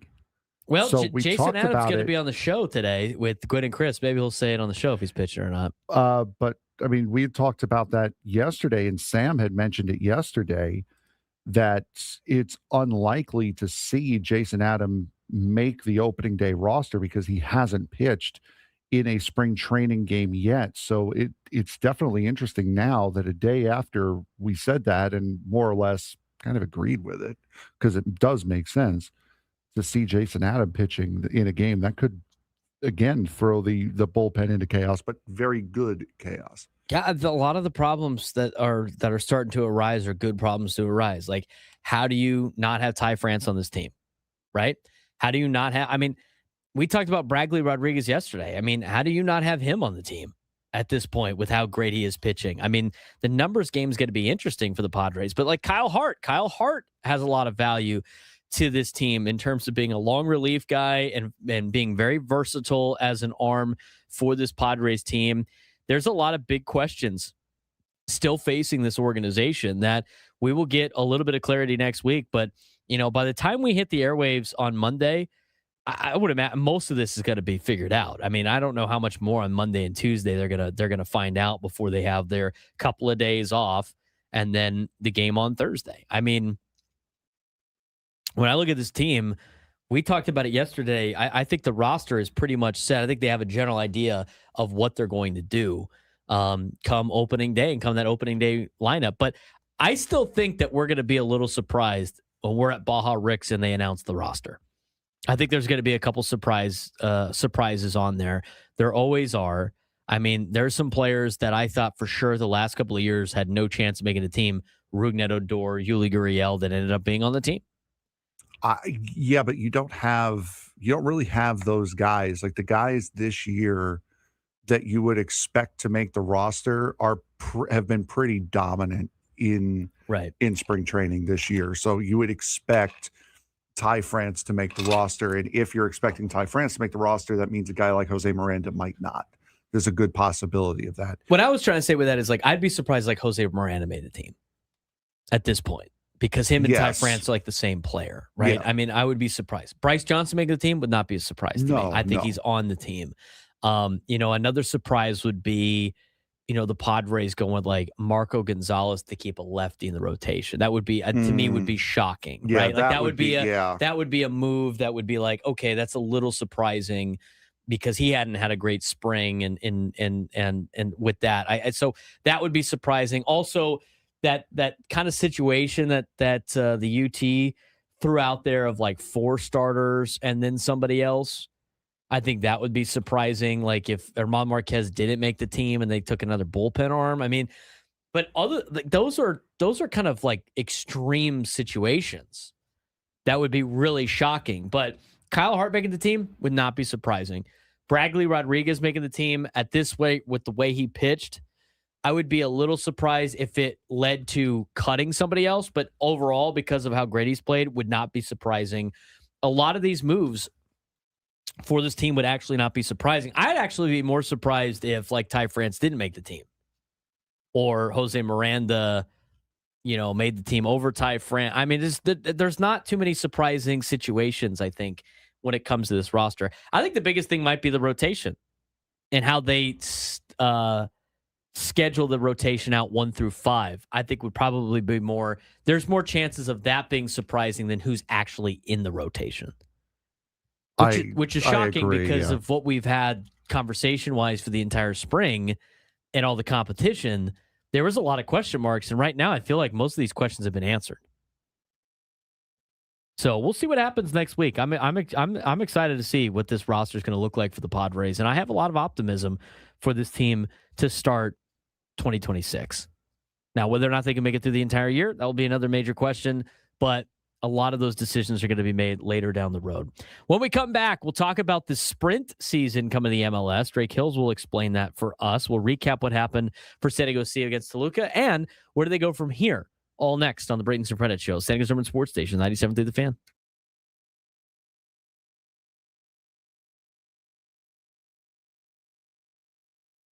San Diego High School sports had a huge week, and one story grabbed national attention. Cathedral Catholic star Honor Falave Johnson announced his college commitment in style.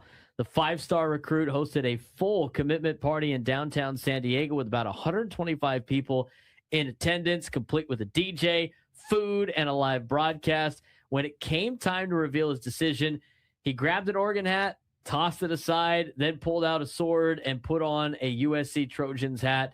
The crowd erupted. Falave Johnson rushed for more than 1,200 yards last season and averaged nearly 10 yards per carry while helping Cathedral Catholic reach the state championship game.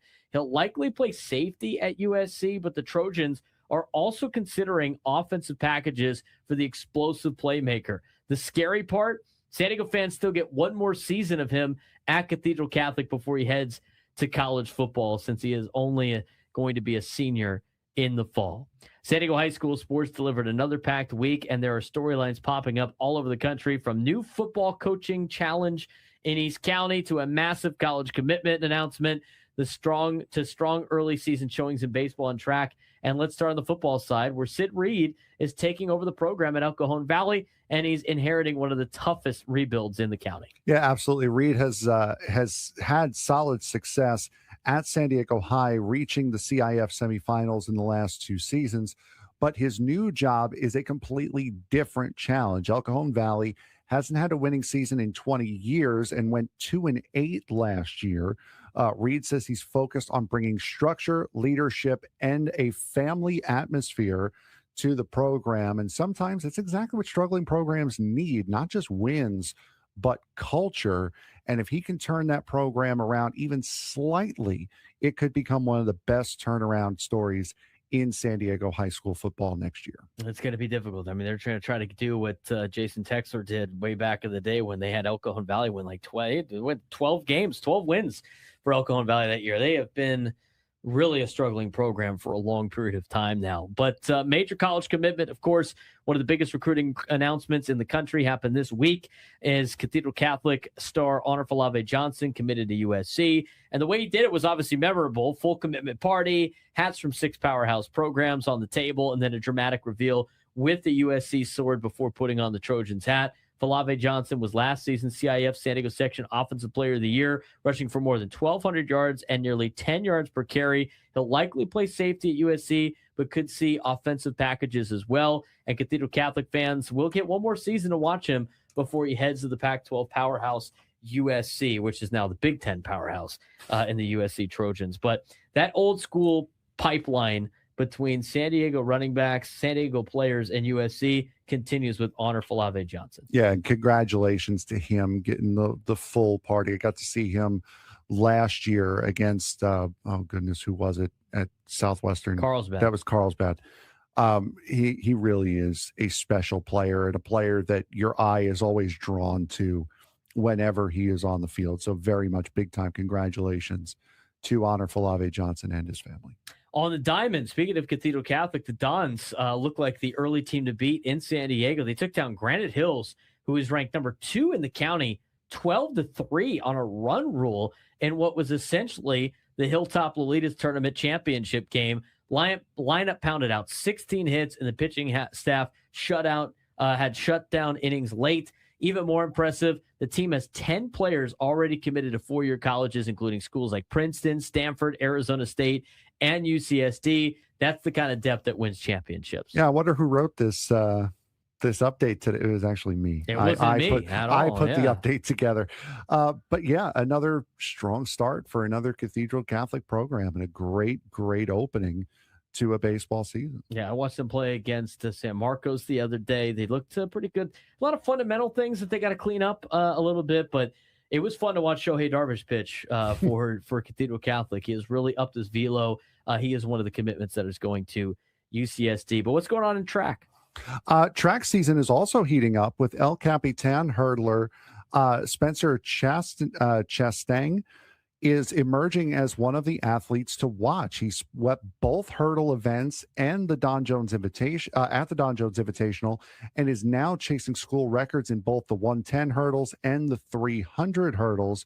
He's also hoping to reach the state meet this year after narrowly missing out last year. So a big weekend for Spencer out of El Cap. Yeah, and the other thing too is like you see that national attention for San Diego athletes, we're seeing it more and more. Obviously, it starts with this week with Honor Falave Johnson being on the front page of ESPN.com for his commitment. That was obviously huge. But you start looking at all the athletes that you see, not only in professional sports, but college sports, between nationally televised commitments, major recruiting attention, elite athletes chasing state titles, spotlight on San Diego talent's getting bigger every year. Yeah, absolutely. And it's great to see. I mean, it's becoming a pipeline, not just for football, but for other sports as well throughout the landscape. So very, very big for San Diego to have so much young talent here that you guys can go out and watch for relatively cheap before it becomes a lot more expensive to be able to go out and see them.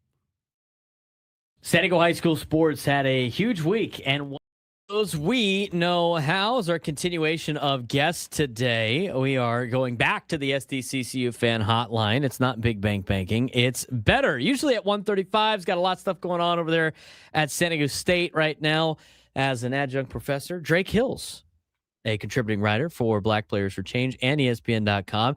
Sure, it's a busy day on campus over there, Drake. I don't know if there's anything going on, but it seems like a little bit busier at San Diego State today than normal days. Yeah, I mean, there's like this basketball tournament that's going on over there. I don't know if you guys have heard about it. And I don't know, Braden, I think it's the Arizona Wildcats. I think that's what they're called. They took my parking garage away, so I had to walk a little extra. A lot of the places are closed. In fact, the university is actually closed today because of March Madness. And so it's a hot one, though, right? So it took a little bit of a different walk. But a lot of soccer going on as well, so I'm happy to talk about that. Yeah, we're happy to have you on talking about soccer. Now, I want to apologize, Drake. I think they took your parking and gave it to Frank and I, so we'll be parking in your spots in the parking garage when we go out there to watch the March Madness. So foul on us. We apologize for stealing your parking today. Foul. Major foul. Before we get to soccer, how's your bracket looking? You know what? You're going to be disappointed in me because I actually, at a protest and out of great depression, I did not create a bracket because both of my alma maters are not in the tournament. So I got my Ducks sitting at home, and I got my Northwestern Wildcats also sitting at home. So I'm just happy to see what your Wildcats are going to do, Braden. But also, I'm excited to see what Arkansas is going to do. I'm looking forward to see what. Maybe I'll get a chance to see Villanova play Arizona in the second round. I'll be at the games on Sunday. So I'm just a fan right now and enjoying the 5-12 upsets. So that 5-12 seed curse is still alive, as you well know. Yeah, shout out to my sister's High Point Panthers for getting the job done yesterday against Wisconsin. Frank is stress watching Hofstra right now, but let's talk about some soccer. What was your overall synopsis of San Diego FC against Toluca? Obviously, they're down two men in terms of like players that are impact players that received red cards in the home match in the first leg. They were playing at high altitude. I mean, Toluca got punched in the mouth after playing here in San Diego. And so not overly shocked at the result, especially with the amount of games they had to play. But what was your overall synopsis of San Diego FC in the loss to Toluca in the second leg? The overall synopsis is that they never had a grasp on the game. Like, they're not just pace, but actually being able to technically play the way that they wanted to. I mean, we saw Duran Ferri in the way that he kind of asserted himself as a youngster. Shout out to Del Norte and everybody up there at 4S and Del Sur. But his confidence in trying to play out of the back, trying to play with the ball at his feet, that was, case in point with one of Jesus Angulo's goals, especially in the end of that first half. So I think the problem was that San Diego couldn't be San Diego FC at Toluca. And whether it was the high press that was disrupting San Diego, whether it was the fact that you're missing Marcus Ingvarsson, it looked like they were overwhelmed pretty much for the entire game. I do think that there were points in the beginning of that first half where they had the ball. We kind of thought that there was going to be a game on our hands, but it turns out that the high pressure from Toluca, plus the fact that they took advantage of the confidence in being on the ball. The final possession was about 56% in favor of Toluca, but it looked like more 2/3, especially when you're looking at how they were able to be content with San Diego's low block, and they were taking hacks from 20, 25 yards out. And they almost executed. And a couple of their goals were actually rebounds from some of those big heaves. So I think whether it's Toluca or some other team, America, Chivas, it just seemed like this was a litmus test for San Diego to say, hey, guys, we still have a ways to go to kind of be one of the best on the continent. We're talking with Drake Hills on the SDCCU fan hotline. It's not Big Bank Banking. It's better. Now, Drake, as we get to the aftermath of this tournament, what was the biggest takeaway for San Diego FC competing in the first CONCACAF Champions Cup? Yeah, I mean, in addition to understanding where they're at quality-wise, now, granted, yes, we all know Manu Dua is out, Marcus Ingvarsson's out, Anibal Godoy, he was able to kind of come in and get his first taste of Toluca and a decent put in for the start of his season. And so you're always going to have excuses about we're not at our full strength. But the reality is that when you have someone like Toluca, who is a champion of Liga MX, featuring about 3 or 4 guys who are going to be on Mexico's World Cup team, it just gives you the opportunity to mark an X next to that experience. And that is what you're going to be shooting for the next year or so. I think Tyler Heaps and the squad over there that's putting together this roster understands that, hey, we've proven ourselves in Major League Soccer. I think that it's going to be another testament to see how we as San Diego FC can prove ourselves yet again, second time around.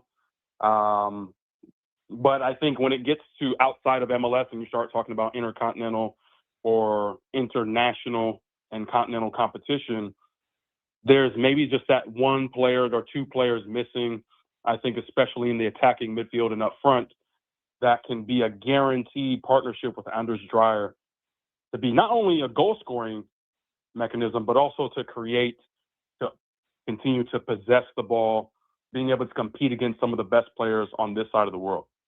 What's the next step now for San Diego FC? What's the aftermath of playing in the CONCACAF Champions Club as they now transition back into MLS play? Where do they go from here?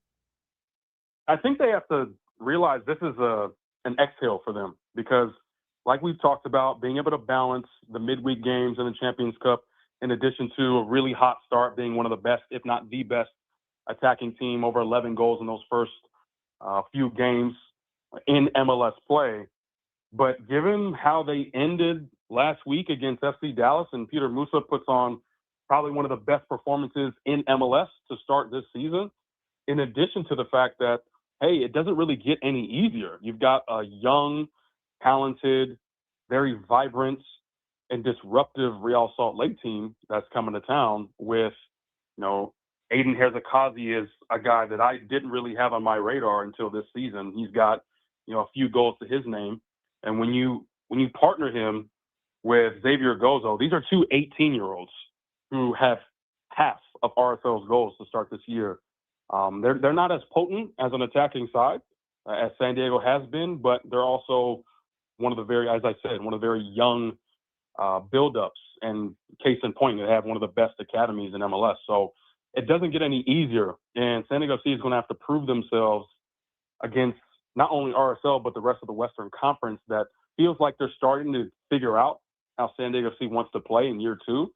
And so it's going to be a little more challenging. And I think without the Champions Cup involved, it gives San Diego that opportunity to refocus in, prove to MLS that, hey, last year wasn't just a freshman fluke. We're here to stay and we're here to win.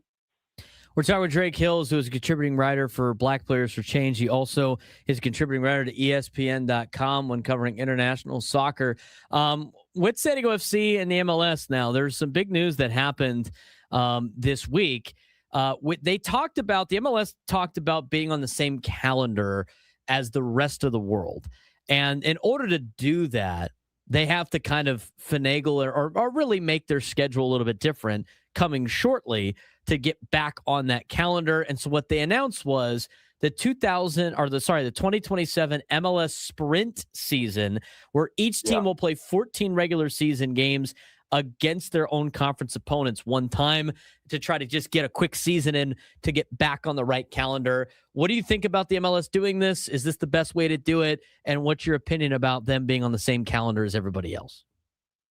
I mean, there's huge pros and cons, right? I think to start with the pros, let's just start with the games. I mean, it's a necessary evil in order to make it happen, especially when you're looking at a thick of the season at the peak of summer, changing to being at the end of the fall where you're going to try to have some sort of extended break when you move to the fall to spring season.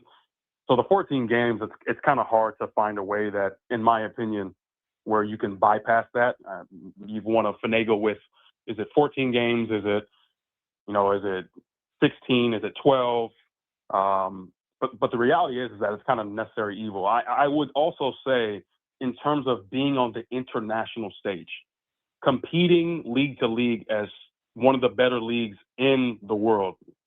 I know the Premier League is kind of up there, but in my opinion, I think they're really competing with Ligue 1 in France. I think you're competing with the Eredivisie in Holland. I think you're competing even to a certain extent because, in my opinion, I think Serie A is kind of top heavy, but even to a certain extent, Serie A. So I think the Premier League in England and La Liga are kind of in their own bracket. I would also say the Bundesliga in Germany is probably close up there too, maybe in their own tier as tier 2.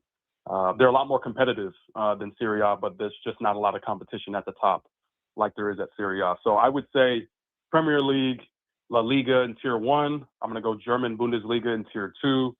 But then I would also say tier 3 kind of starts with Serie A. And I would also say that the Eredivisie and Ligue 1's in that third tier. And I think that's where MLS is trying to ascend from and trying to match themselves and say, hey, we can compete with these guys.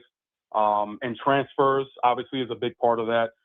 Seeing how players can leave MLS and go to Europe and be successful on a regular basis, that's going to help. But the challenge is that, you're going to have half the league who hates the fact that they have to, go to Minnesota, that they have to go to Chicago, that they have to go to New York in November or early December.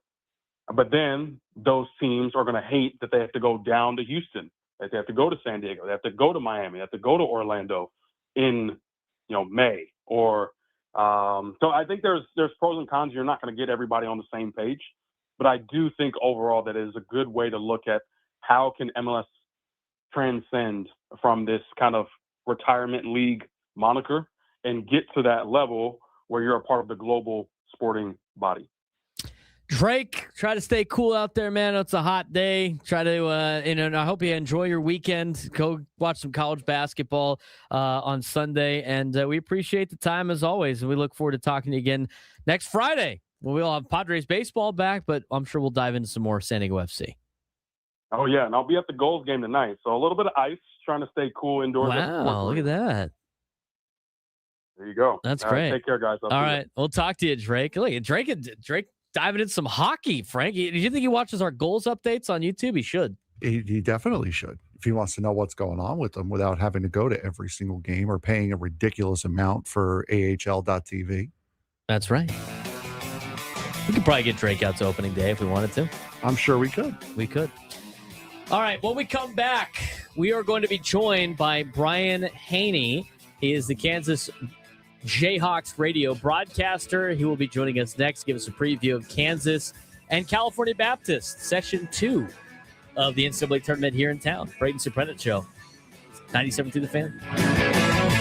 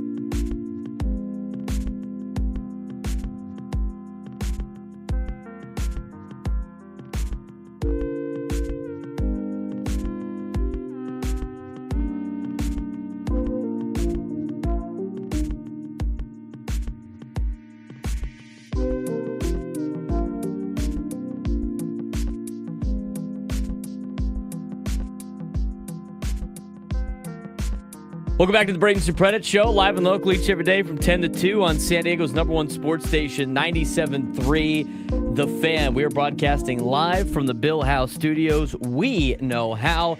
And joining us now on the SDCCU Fan Hotline, as all guests join us on the SDCCU Fan Hotline, it's not Big Bank Banking, it's better.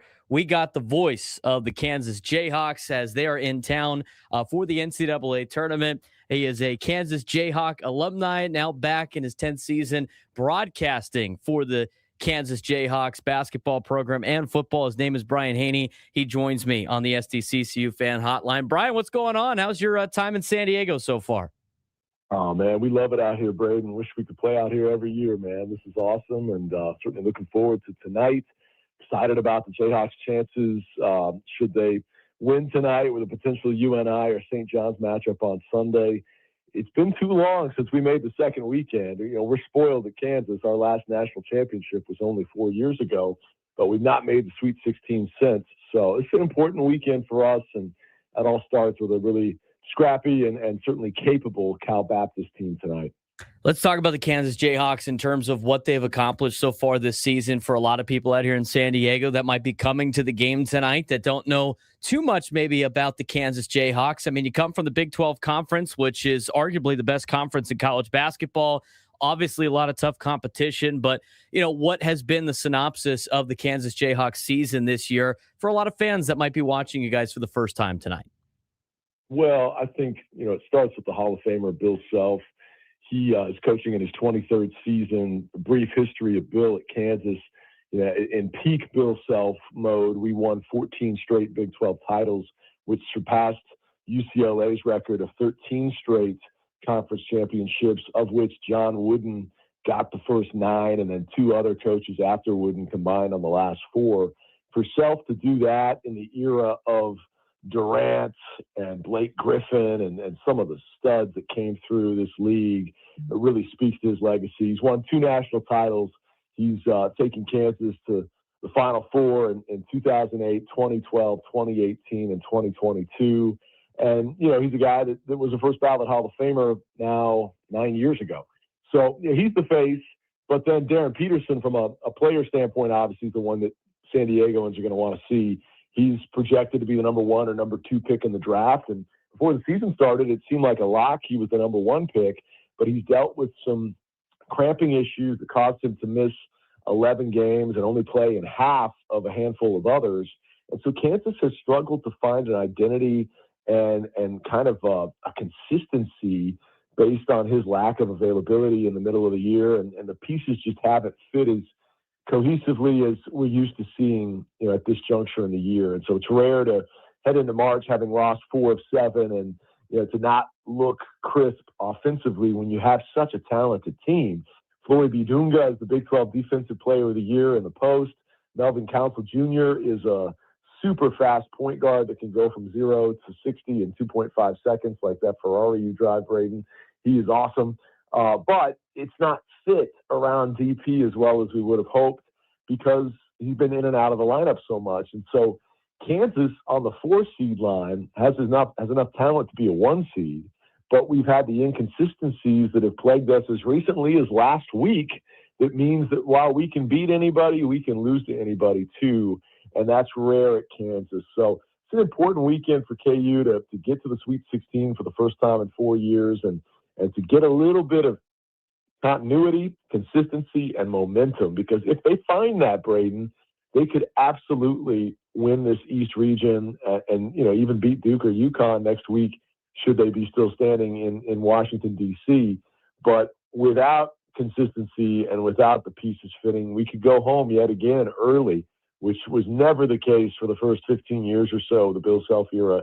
But of late, they've had some ill-timed injuries, ill-timed health concerns, and it's led to a lot of early exits in March.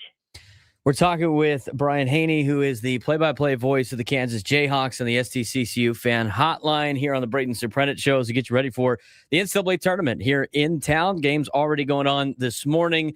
Kansas will be the final game of the opening round here at the Viejas Arena. They'll be taking on California Baptist later on tonight, and then the winner of that will take on the winner of St. John's and Northern Iowa. I know you do a lot of extensive research as a play-by-play broadcaster. What are some of the things that Kansas might be looking for in California Baptist in terms of like a scouting report of what they are expecting out of a team that won the WAC? Well, it doesn't take a lot of rocket scientist type research and intellect to see that Dominique Daniels Jr. is the straw that stirs the drink for these guys. WAC Player of the Year, 23 points per game, the nation's number 5 leading scorer. I like Martell Williams in their backcourt with him. He's a Utah State transfer, second team all WAC. They've got some nice pieces, but if Kansas can find a way to slow down Daniels, I mean, hold him in the 20s. Don't see one of these eruptions like he had 2 games ago when he went for 41 in the WAC semis. Then I think the Jayhawks, personnel-wise, up and down the rest of the matchup, should have a pretty decisive advantage from an athleticism standpoint, length, all of that. I think it's a good team that when they can set up their pack line defense in the half court into the floor, can make it tough, and then they'll turn you into jump shooters, and you don't want to be in a make or miss type situation in March Madness at this stage.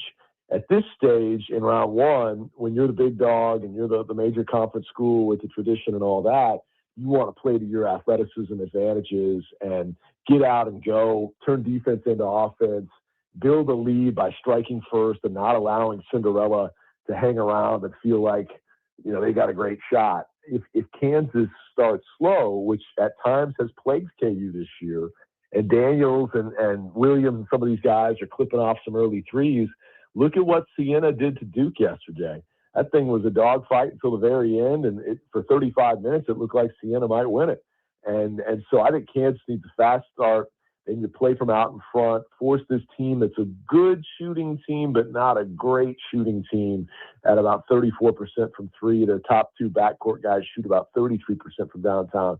Force them into some contested shots, strong closeouts, use our length and athleticism to make everything tough on them.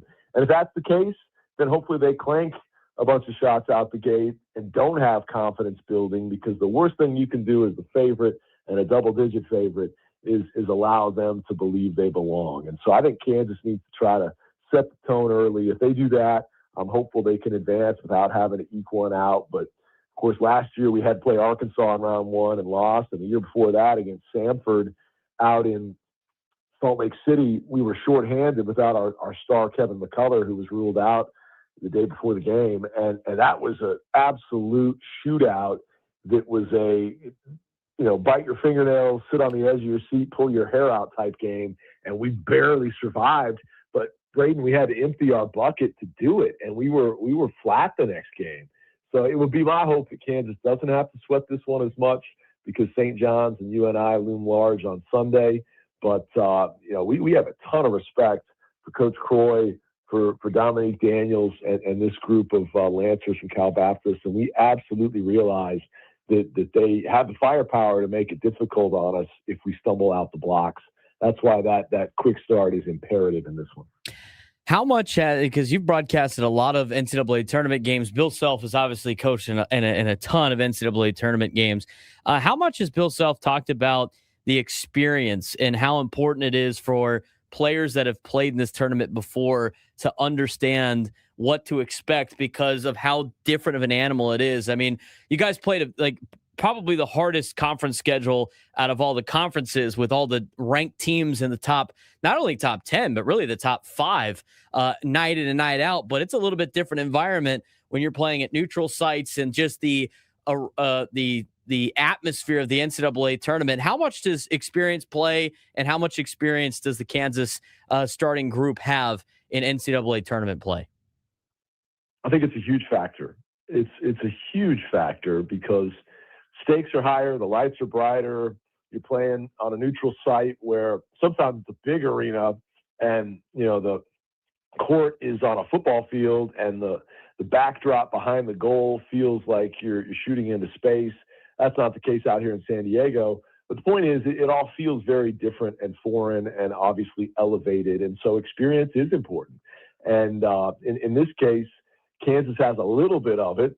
Cal Baptist, it's their first year in the dance, third year of being eligible for the NCAA tournament after they made the transition to D1 in 2018, and you have to sit out the first 4 years for postseason inclusion. So I think it's a factor, but let's be clear. I mean, Kansas doesn't have a ton of more experience. In this portal era that we live in, 80% of your roster is turned over every year. And so we've got guys like Melvin Council who have been on campus for 8 months. And yeah, he's played in the tournament, but it was 2 years ago with Wagner. Trey White's been on campus for 8 months. He's played in the tournament, but it was at 2 different schools prior to KU. And again, brief runs.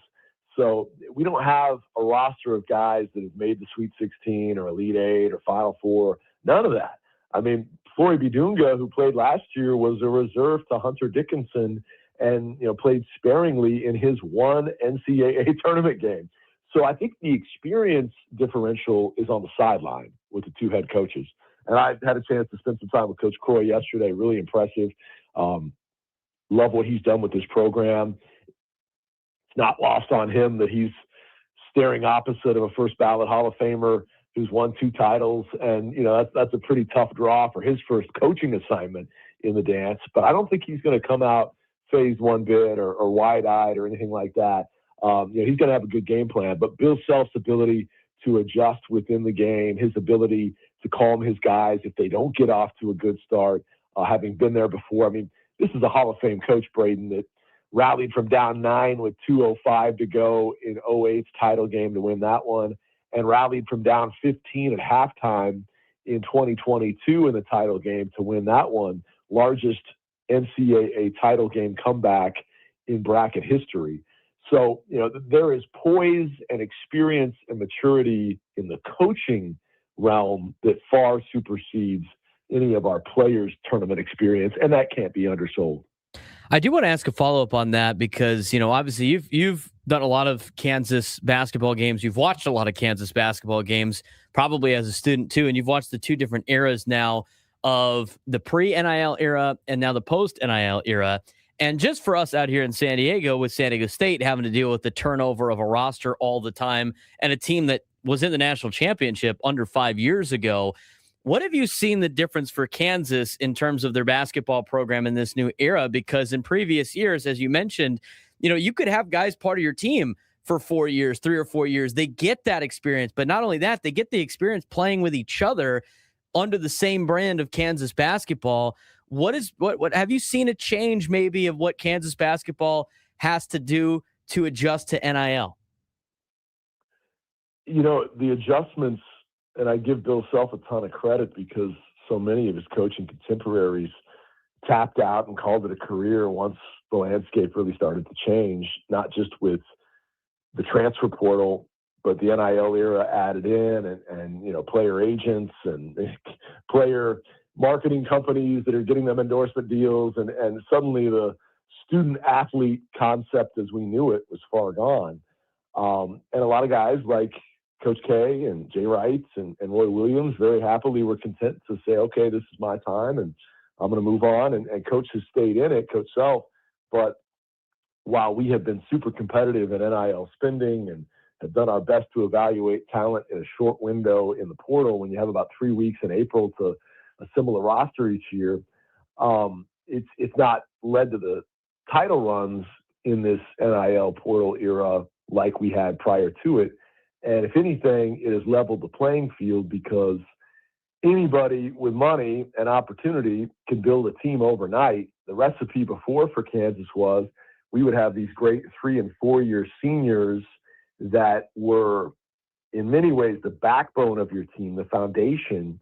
And then he would splash in 2 to 3 McDonald's All-Americans around them. And so your roster construct was 2 or 3 5-star players that were 18, and then 1 or 2 more that had been in the program for a while and knew the culture and knew the expectations and were the leaders. And that's how we had so many consecutive conference titles and all the Sweet 16, Elite 8, Final Four runs.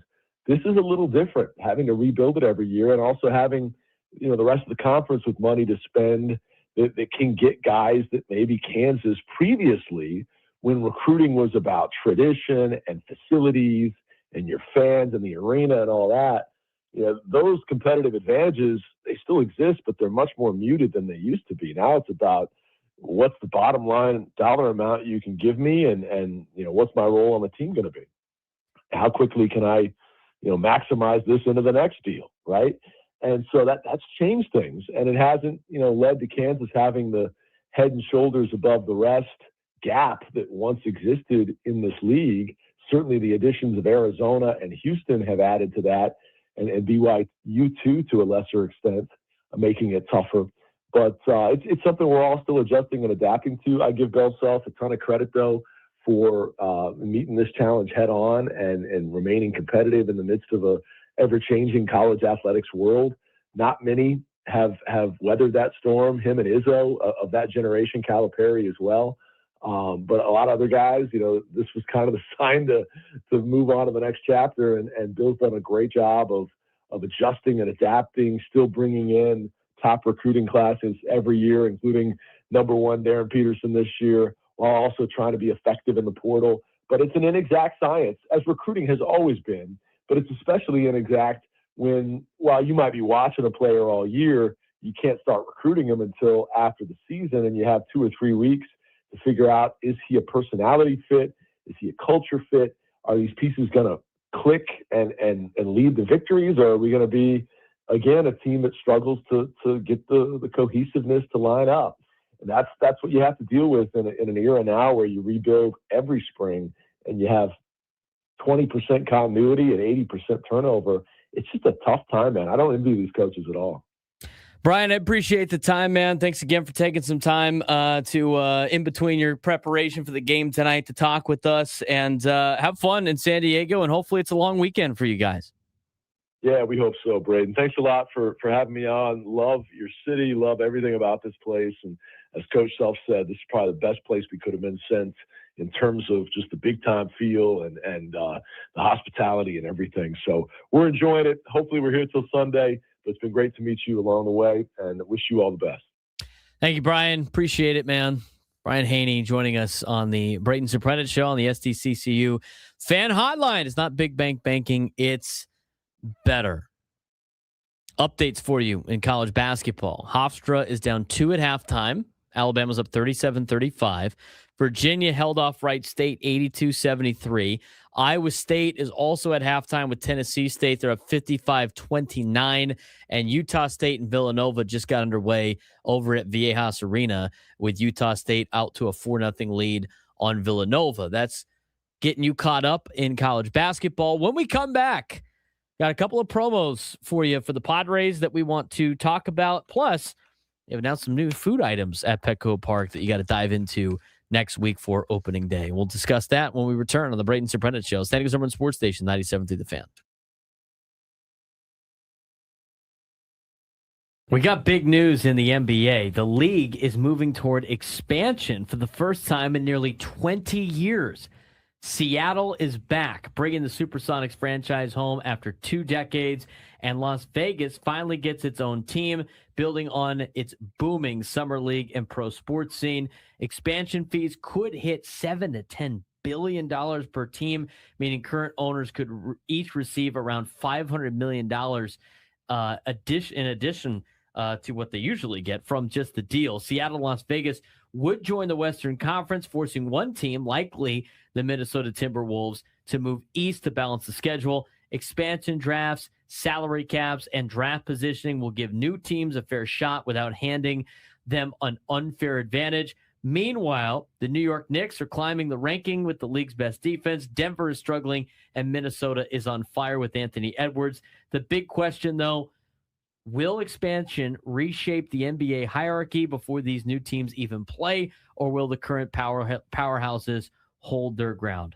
The NBA making headlines this week, and it's not just about playoff races. Expansion officially back on the table. Yeah, according to ESPN's Shams Charana. Thank you. The Board of Governors will vote next week to explore adding Seattle and Las Vegas as franchises in the NBA for the 2028-2029 season. So it's still a couple years away. a move that could reshape the league in profound ways. Seattle returns nearly 20 years after losing the Supersonics to Oklahoma City, while Vegas, already in the league's unofficial 21st city, thanks to the booming summer league and pro sports presence, finally gets an NBA team.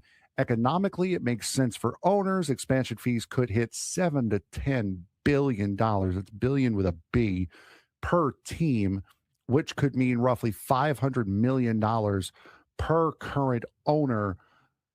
I would call that incentive, wouldn't you? Yeah, that's a massive incentive. Now, while the vote next week isn't binding, insiders expect expansion to be a near certainty, with a formal approval likely coming at the July Board of Governors meeting during the Las Vegas Summer League. Players won't have a say in the process, but they'll likely welcome the extra roster spots. If the two new Western Conference teams are added, one existing team will have to move east to balance the 17-15 split. Minnesota is the most likely candidate given its geography and relative isolation from other Western teams. The league will also carefully craft the expansion draft, salary cap restrictions, and draft positioning to make new teams competitive without giving them an unfair advantage, like the NHL made the mistake with the Vegas Golden Knights. Well, it's not even that they made the mistake with the Vegas Golden Knights. It was just the process, and they took advantage of that process. You get the pick of the litter from each team, plus you get a decent, a relatively competitive draft pick in the process. So they just did it better than anyone else. Well, they had to change the rules for Seattle after, because they didn't protect enough of the players that they got to draft an all-star team. So yeah, they're going to try to prevent that issue from happening again. Yeah, no, absolutely. And also another thing, you don't have as many positions available in the NBA. You don't have as many positions on the court. You do have as many positions on the court. You don't have as many positions on the bench as that's where I was going with that, or inside the organization. So they're not going to be able to pick from every single team in the league.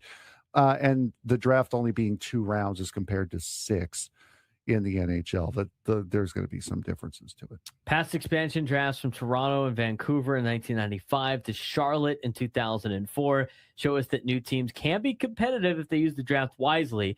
Expansion teams have reduced salary caps in their first 2 years, about 2/3 of existing team caps, but that gradually scales to parity by year 3. Meanwhile, the NBA season continues to deliver some drama. New York Knicks are back in the top 5 with the league's best defense since mid-January.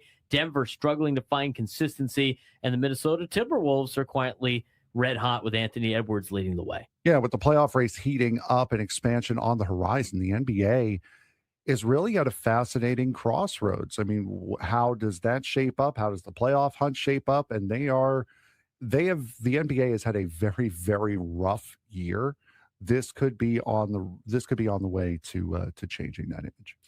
The expansion is interesting with the NBA. How much more do they want to expand? I mean, that's a lot of money right there to accept some expansion teams. And with the you don't need a lot of players to fill out a roster. I wonder how big the NBA really wants to get. And on top of that, with the NBA expanding, Mike Florio of Pro Football Talk has thrown out the idea of, when is the NFL going to follow suit? Which is funny because the NBA is still trying to catch up to the amount of teams that the NFL has. But I digress from that. We are looking for any type of expansion here, whether it be NBA, NHL, NFL, the more. So now you can't say it's winter anymore, Frank, and complain about the weather. Now you can say it's spring and complain it's too hot for spring. Yep, it is. How are we feeling right now at halftime? For anybody just tuning in, Frank is a Hofstra guy. He's a Hofstra fan. He's been watching the Hofstra-Alabama basketball game during the show. Hofstra's down 2 at half to Alabama. They had a 10-point lead, though. That's the frustrating part. How are we feeling at half? Alabama's really tried to do nothing but just chuck up threes, and Hofstra has been working patiently, diligently, and effectively at getting the best shot that they could possibly get. I'm confident that the game will stay close.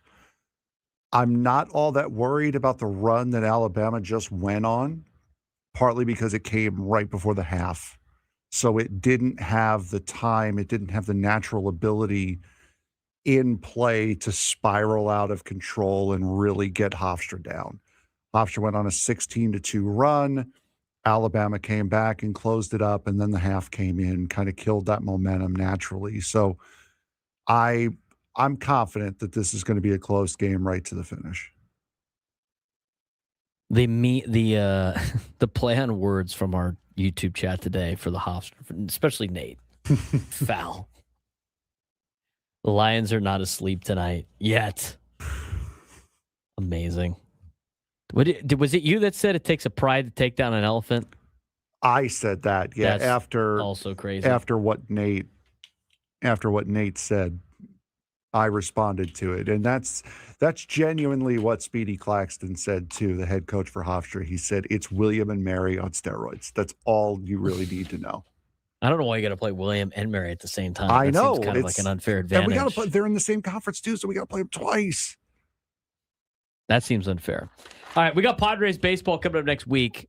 And there's some things we want to talk about new Petco that's new at Petco Park that got released today. We're going to talk about that in a second. But we do have some promotions coming up for the Padres that we want to talk about. We couldn't we just play our promo commercial spots? If is it not the same thing? Can we not just throw this up? Yeah, well, I mean, we got to remind people about this. Okay, we got the we're back with the scarf and the we got two specific things that we got to get to. So, baseball is back. Don't wait to secure your tickets to a Padres home game. Padres host the Tigers in the opening series, presented by Sequan Casino Resort on Thursday, March 26th at 1:10. Limited tickets still remain to join us for the opening series. On Friday, join us for Beer Fest, presented by Southwest Airlines. Before the game, arrive early for $5 craft beers and live music in Gallagher Square. On Saturday, all fans are invited to stay for a post-game fireworks spectacular presented by SeatGeek. Join in on the tradition and fun start to the season. Visit Padres.com/opening day. Now, the opening series scarf. It's a little hot for this right now. I can't believe how hot it's been. This is a great idea by the Padres to do this at the beginning of the season, which usually, I don't know, freezing at Petco Park. But how about this scarf, huh? This looks nice.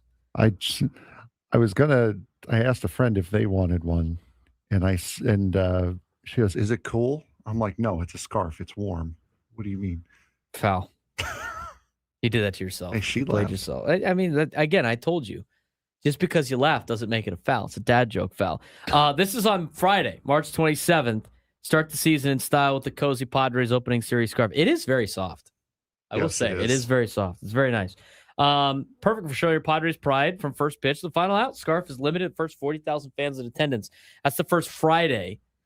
That's a week from today for this game 2 against the Tigers. That's Tony Gwynn opening day.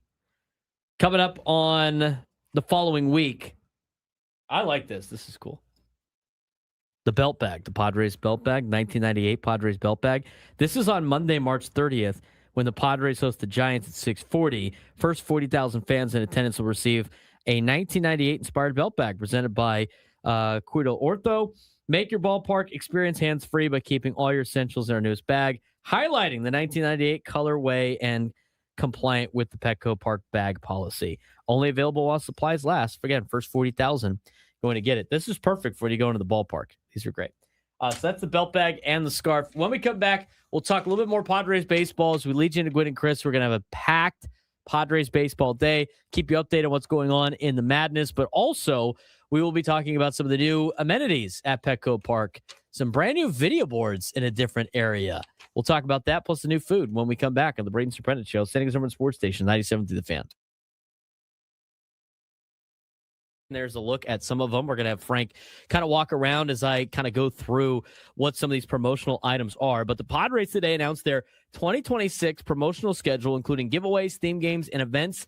Every homestand, you can get single game tickets for the 2026 regular season home games on sale on Tuesday, February 3rd. So you got to still wait until next Tuesday at 10 in the morning Pacific time by visiting www.padres.com. Season ticket members have priority access to tickets and enjoy the best available seats. Season ticket memberships have sold out for the 4th consecutive season due to franchise record demand, and therefore all remaining tickets for the 2026 season are available on a single game basis. So these will be, you could buy tickets starting on February 3rd. There are 15 all-fan giveaways planned for the 2026, highlighted by fan favorites such as high-quality wearable, stylish hats and bobbleheads, all of which take place during select home games throughout the season, limited to the first 40,000 fans in attendance. There are 3 different styles of hats this year, and there's a bunch of other stuff. We're going to get to that, but we'll just kind of go through the beginning of the season to the end. And see if you can follow along here, Frank, with what we got. But the first giveaway will be on Friday, March 27th. That's the day after opening day. That's the Tony Gwynn opening day. There's going to be an opening series scarf presented by Saquon Casino Resort. Start the season in style with a cozy Padres opening series scarf, which looks nice. It's great. Nice little scarf. At the beginning games, the early games at Petco Park are usually kind of chilly. But that's a good-looking scarf right there.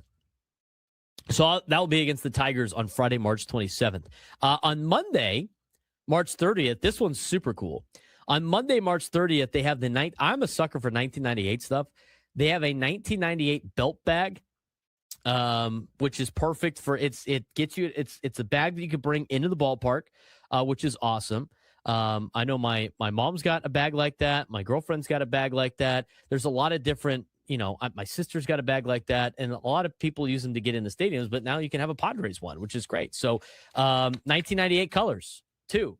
So they've seen they've debuted the original one that they had. They've had a City Connect one, and now they got a Padres 1998 belt bag. So that will be pretty cool for everybody out there. That's Monday, March 30th. On to Thursday, April 9th against the Rockies will be the Manny's Hot Corner bobblehead. So it's Manny Machado playing third base. They got the flames around the side. It's presented by McDonald's. First 40,000 in attendance. Display-worthy collectible features Machado at third base and is a keepsake for all the faithful. That's a nice little. I like the little bottom there. That's pretty cool. What is that? Is that the armband? Pink armband? Yeah, it looks nice. Again, if you want to go back, you can rewatch this on YouTube and take a look at everything in the on the deal here. Let's move on to the next one. Wednesday, April 15th versus Seattle Mariners. The puffer vest presented by State Farm. That's that vest right there on the table. That's pretty nice. The best part about this is, like, when I was a kid, like, some of the giveaways were kind of lame, but now they have made them so legit. I mean, that's a nice little vest right there. It's presented by State Farm. That will be, again, on April 15th against the Seattle Mariners, a Wednesday game at 6:40. Not a Wednesday day game. It's a Wednesday night game. First 40,000 fans get that. Against the Cubs, there's a waffle beanie presented by Motorola Razr. Waffle beanies on April 28th against the Cubs. Top off your fit with a soft waffle beanie made for night games at a ballpark photo op. This item is limited to the first 40,000 fans in attendance as well. So that's pretty cool. I like the bobblehead. The one they had last year was cool too, but the beanie. The one they had last year was cool too. First bobblehead for Mason Miller, Thursday, May 7th, at least in a Padres uniform. They got the Mason Miller bobblehead. Watch your speed. Elite pitching with a bobblehead that nods to Miller's clutch moments on the mound. He's got fire coming off of the baseball on his delivery, which is super cool. You can bring that a little bit closer to the camera if you want. Yeah, that's pretty awesome. So Mason Miller bobblehead giveaway Thursday, May 7th. And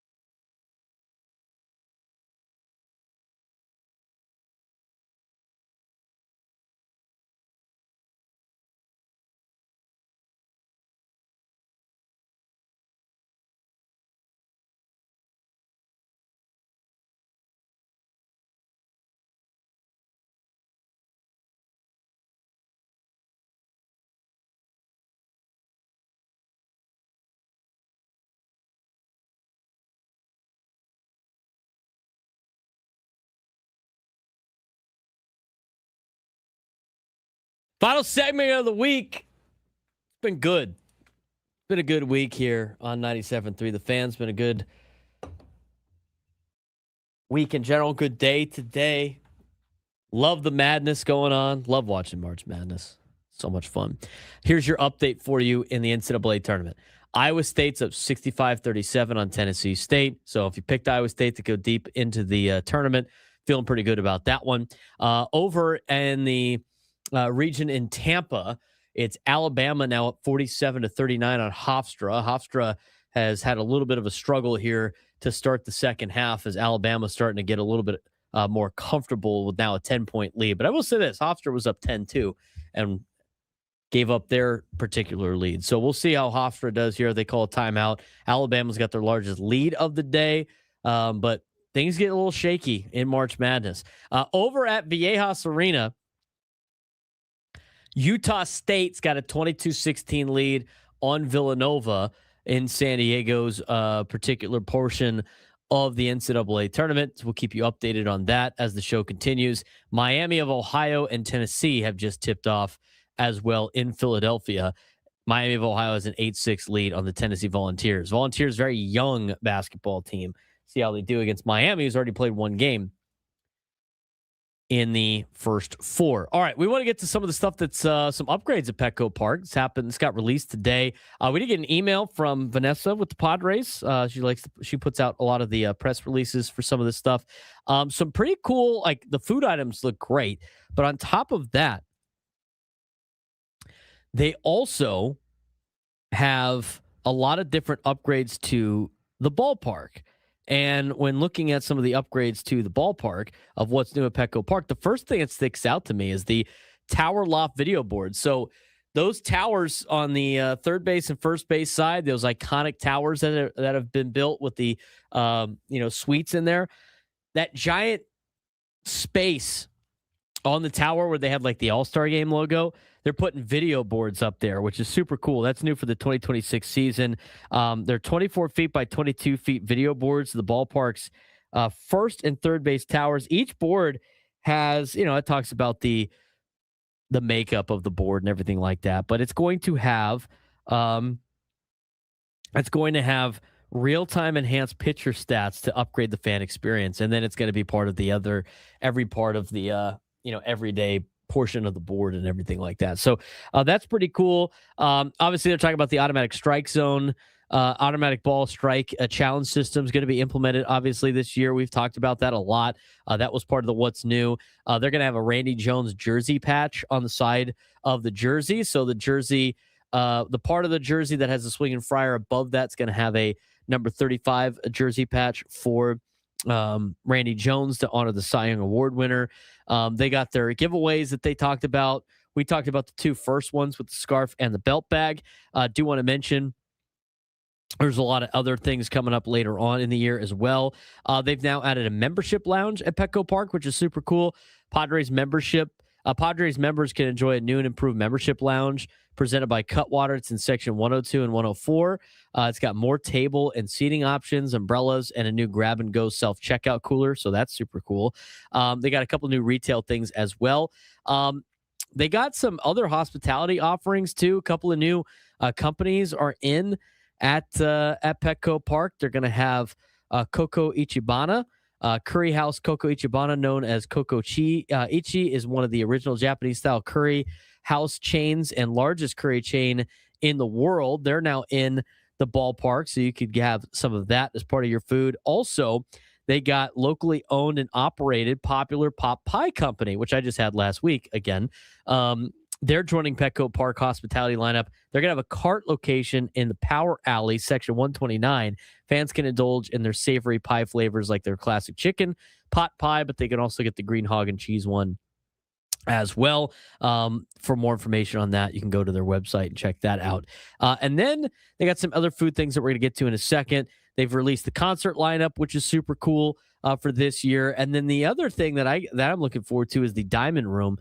Finest Collective and Patina Group have introduced a new exclusive cocktail lounge, the Diamond Room, to the Ballpark District in 2026. Diamond Room offers specialty cocktails, small bites amid a late 1970s inspired space, velvet leather, Mirrors, turntables, a disco ball, and dark tones. New premium space is located adjacent to Gallagher Square at Petco Park, and it's open for fans to enjoy before or after Padre games and events. That's going to be the gas lamp where the Old City Tacos were. So that's pretty cool as well. They're also talked about their Finest Collective with some of the developments that they're doing throughout town. But what's most notable is the new food items here at Petco Park, which everybody loves to see. We've seen a lot of those start to pop up around the country with a lot of different food items that have been listed.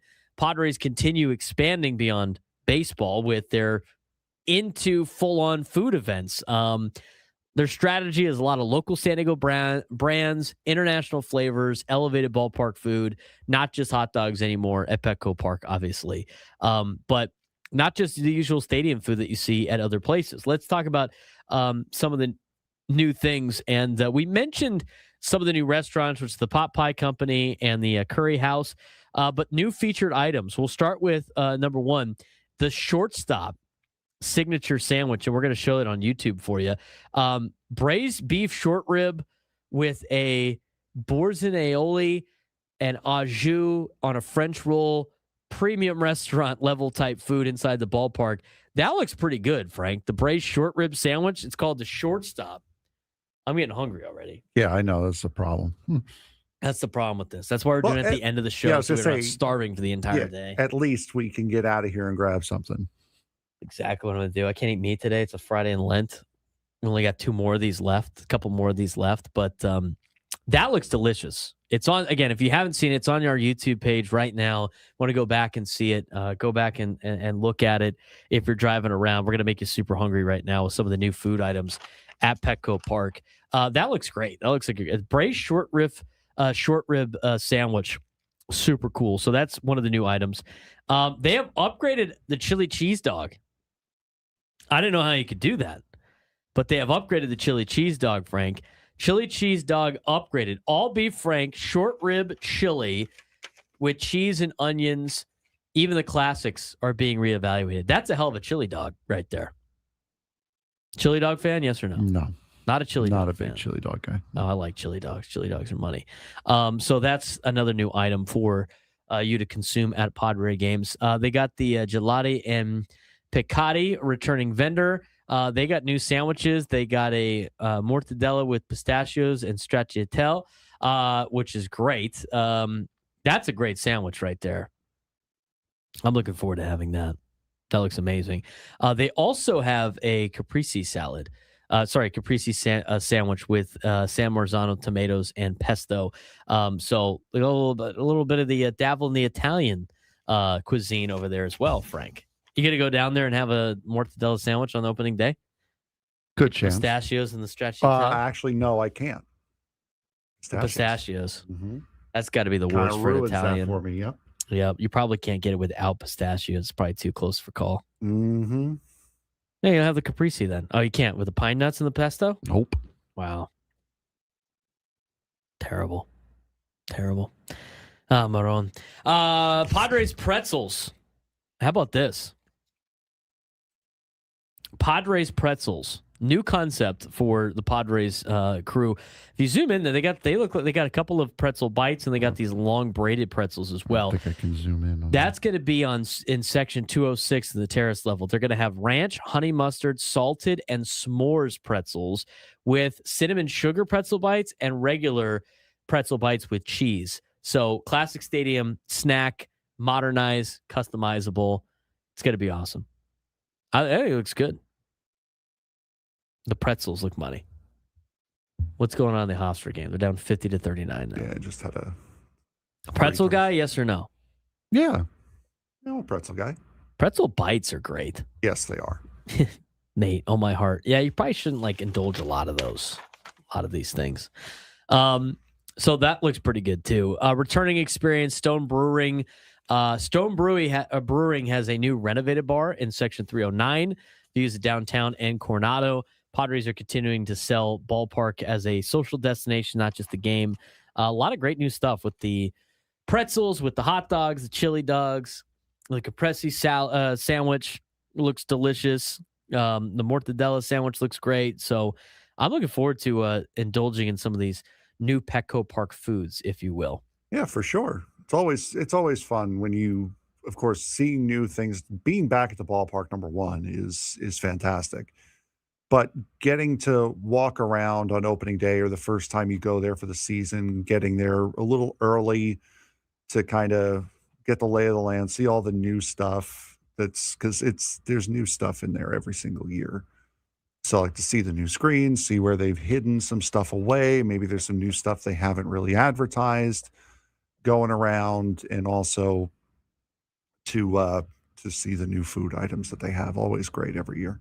Here's the deal too with we're so spoiled to have Petco Park because you start going to ballparks across the country and like a lot of them are putting out new food items, right? Mm-hmm. That are creative, but most of the food items at some of these places are they're just subpar compared to Petco Park. It's just I mean, it's a shame we're only going to have it for a couple more years for the new owner. Oh yeah, that's right. Yeah, team that's worth the 10th most valuable franchise in MLB is going to Yeah. No, they're not. They're not. It's only a couple of years. Only a couple of years left to. You're going to convince. You're going to get somebody that's going to be like believing what you're saying right now. If anyone, and not believe that it's the all of a sudden sarcasm segment at the end. If anyone genuinely thinks the Padres are going to move, I'm sorry, I don't know what to tell you. Beachfront property, Arizona. We got some for you. Rod, you don't have to tell me the score, but I've seen it. I see it on my screen. I didn't see much of you when Hofstra was up by 10, though. That's right. Rod was silent. Kept it zip. Some of the food items, they got new food items in a lot of different ballparks. Did you see, by the way, your Mets? I saw something. I didn't see. Did you see I'd see if you could look it up. They are selling the 999 Oh yes, I did see that with mini hot dogs. What could possibly go wrong? Yeah, well, they're not the only one. Yeah, I know the Phillies are doing something like that too. They're genuine Philadelphia-sized hot dogs too. Yeah. They have the okay, so a couple of places are doing it. It looks like Philly. Oh, San Francisco's doing it too. Did you see the Marlins machete that they've got? Yeah, the gigantic Yes. quesadilla thing. A lot of these places are doing that stuff. That's the other cool thing about Petco Park. They're doing a lot of classy things. A lot of they're not going like overboard on some of this stuff. So they're doing mini casings. No, that's in Philly. That's the New York Mets one. The hot dogs are small too. It's a Philly joke. Relax. Did you see what the Pirates have? The Renegade? No, I haven't seen that. It is a foot-long hot dog topped with pot roast, potato pierogies, pickles, and onions. Do you have a picture of that? Yes, and not like relish pickles either. It's like genuine, like pickle slices. Ew. The pickled chips or like the spears? No, pickled chips. Oh, okay. Here, I'm putting it up on the screen. Yeah, let's see what this looks like. Do you have those other pictures too? No, I do not. I'm sure there's an article about this. Well, yeah, there is, but I would have to. Come on, you mug. You what? Almost got close. Oh my God. How do you eat that? That's a hot dog too underneath that? Yes. Okay, so that's a hot dog with pot roast on top? Pot roast, potato pierogies, onions, and pickles. Wow. That's insane. How much does that cost? Like $25? $40? No, it'll cost a couple $1,000 after your trip to the hospital. Oh, jeez. This is the machete. This is the Marlins gimmick. What is it? It's giant taco or a giant More or quesadilla? less. It looks like a quesadilla. I guess it could be either. 2-foot homemade flour tortilla griddled on a flat top with melted mozzarella, other cheese, house marinated carne asada, pepper sauce, salsa verde, and cilantro. Go get a picture of the 9x9 challenge. Yeah. 999 challenge. couple more things for the Pirates. There's the Mets 9x9. Okay, so here's the 999. The Phillies, the Mets, and the Giants have all rolled out their own marketed versions of the 999 challenge. It's probably going to cost you $99 too. Yeah, 9 mini hot dogs, 9 mini casings, are essentially pigs in a blanket with a rebrand. 9 shots of beer served in a container that can only be described as a toddler cup. Yes. All of it packaged together in a cute little box with team branding on it and sold at concession stand for whatever they feel like charging.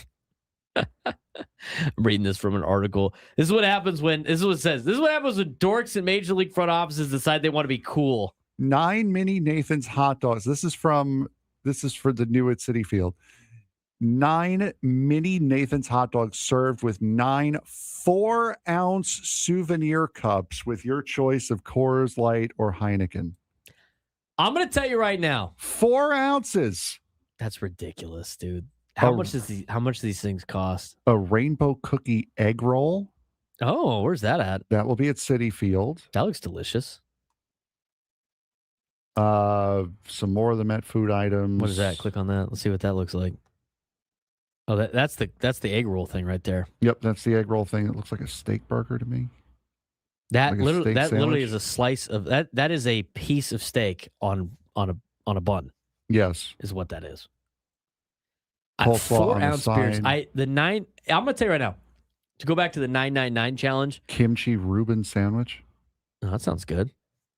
Here's what I know about the 999 challenge. Before I get distracted to get my more food items on here, if I don't want to hear anybody say that they completed the 999 challenge by eating just this. I don't. Arizona's got this cottage cheese like health parfait looking thing. Yes, they do. Which seems like a bad idea in a place like Arizona where it's hotter than the sun. 50-50 stretch chicken parm and hot pastrami sandwich. Wow, is that a Rangers game? Oh, no, that's at Diamondbacks? Yeah, it's Arizona. So they got half a chicken parm sandwich and a half of a pastrami sandwich? Yes. And it's how big is it? I don't know. It looks like a foot-long sandwich. Yeah, these ballpark places are insane. This is Arizona again, the Chicken Tingo Burrito Bowl. How about that? Hand-dipped chili cheese corn dog. Okay, now I'm listening. That sounds amazing. The ballpark food stuff is great to me.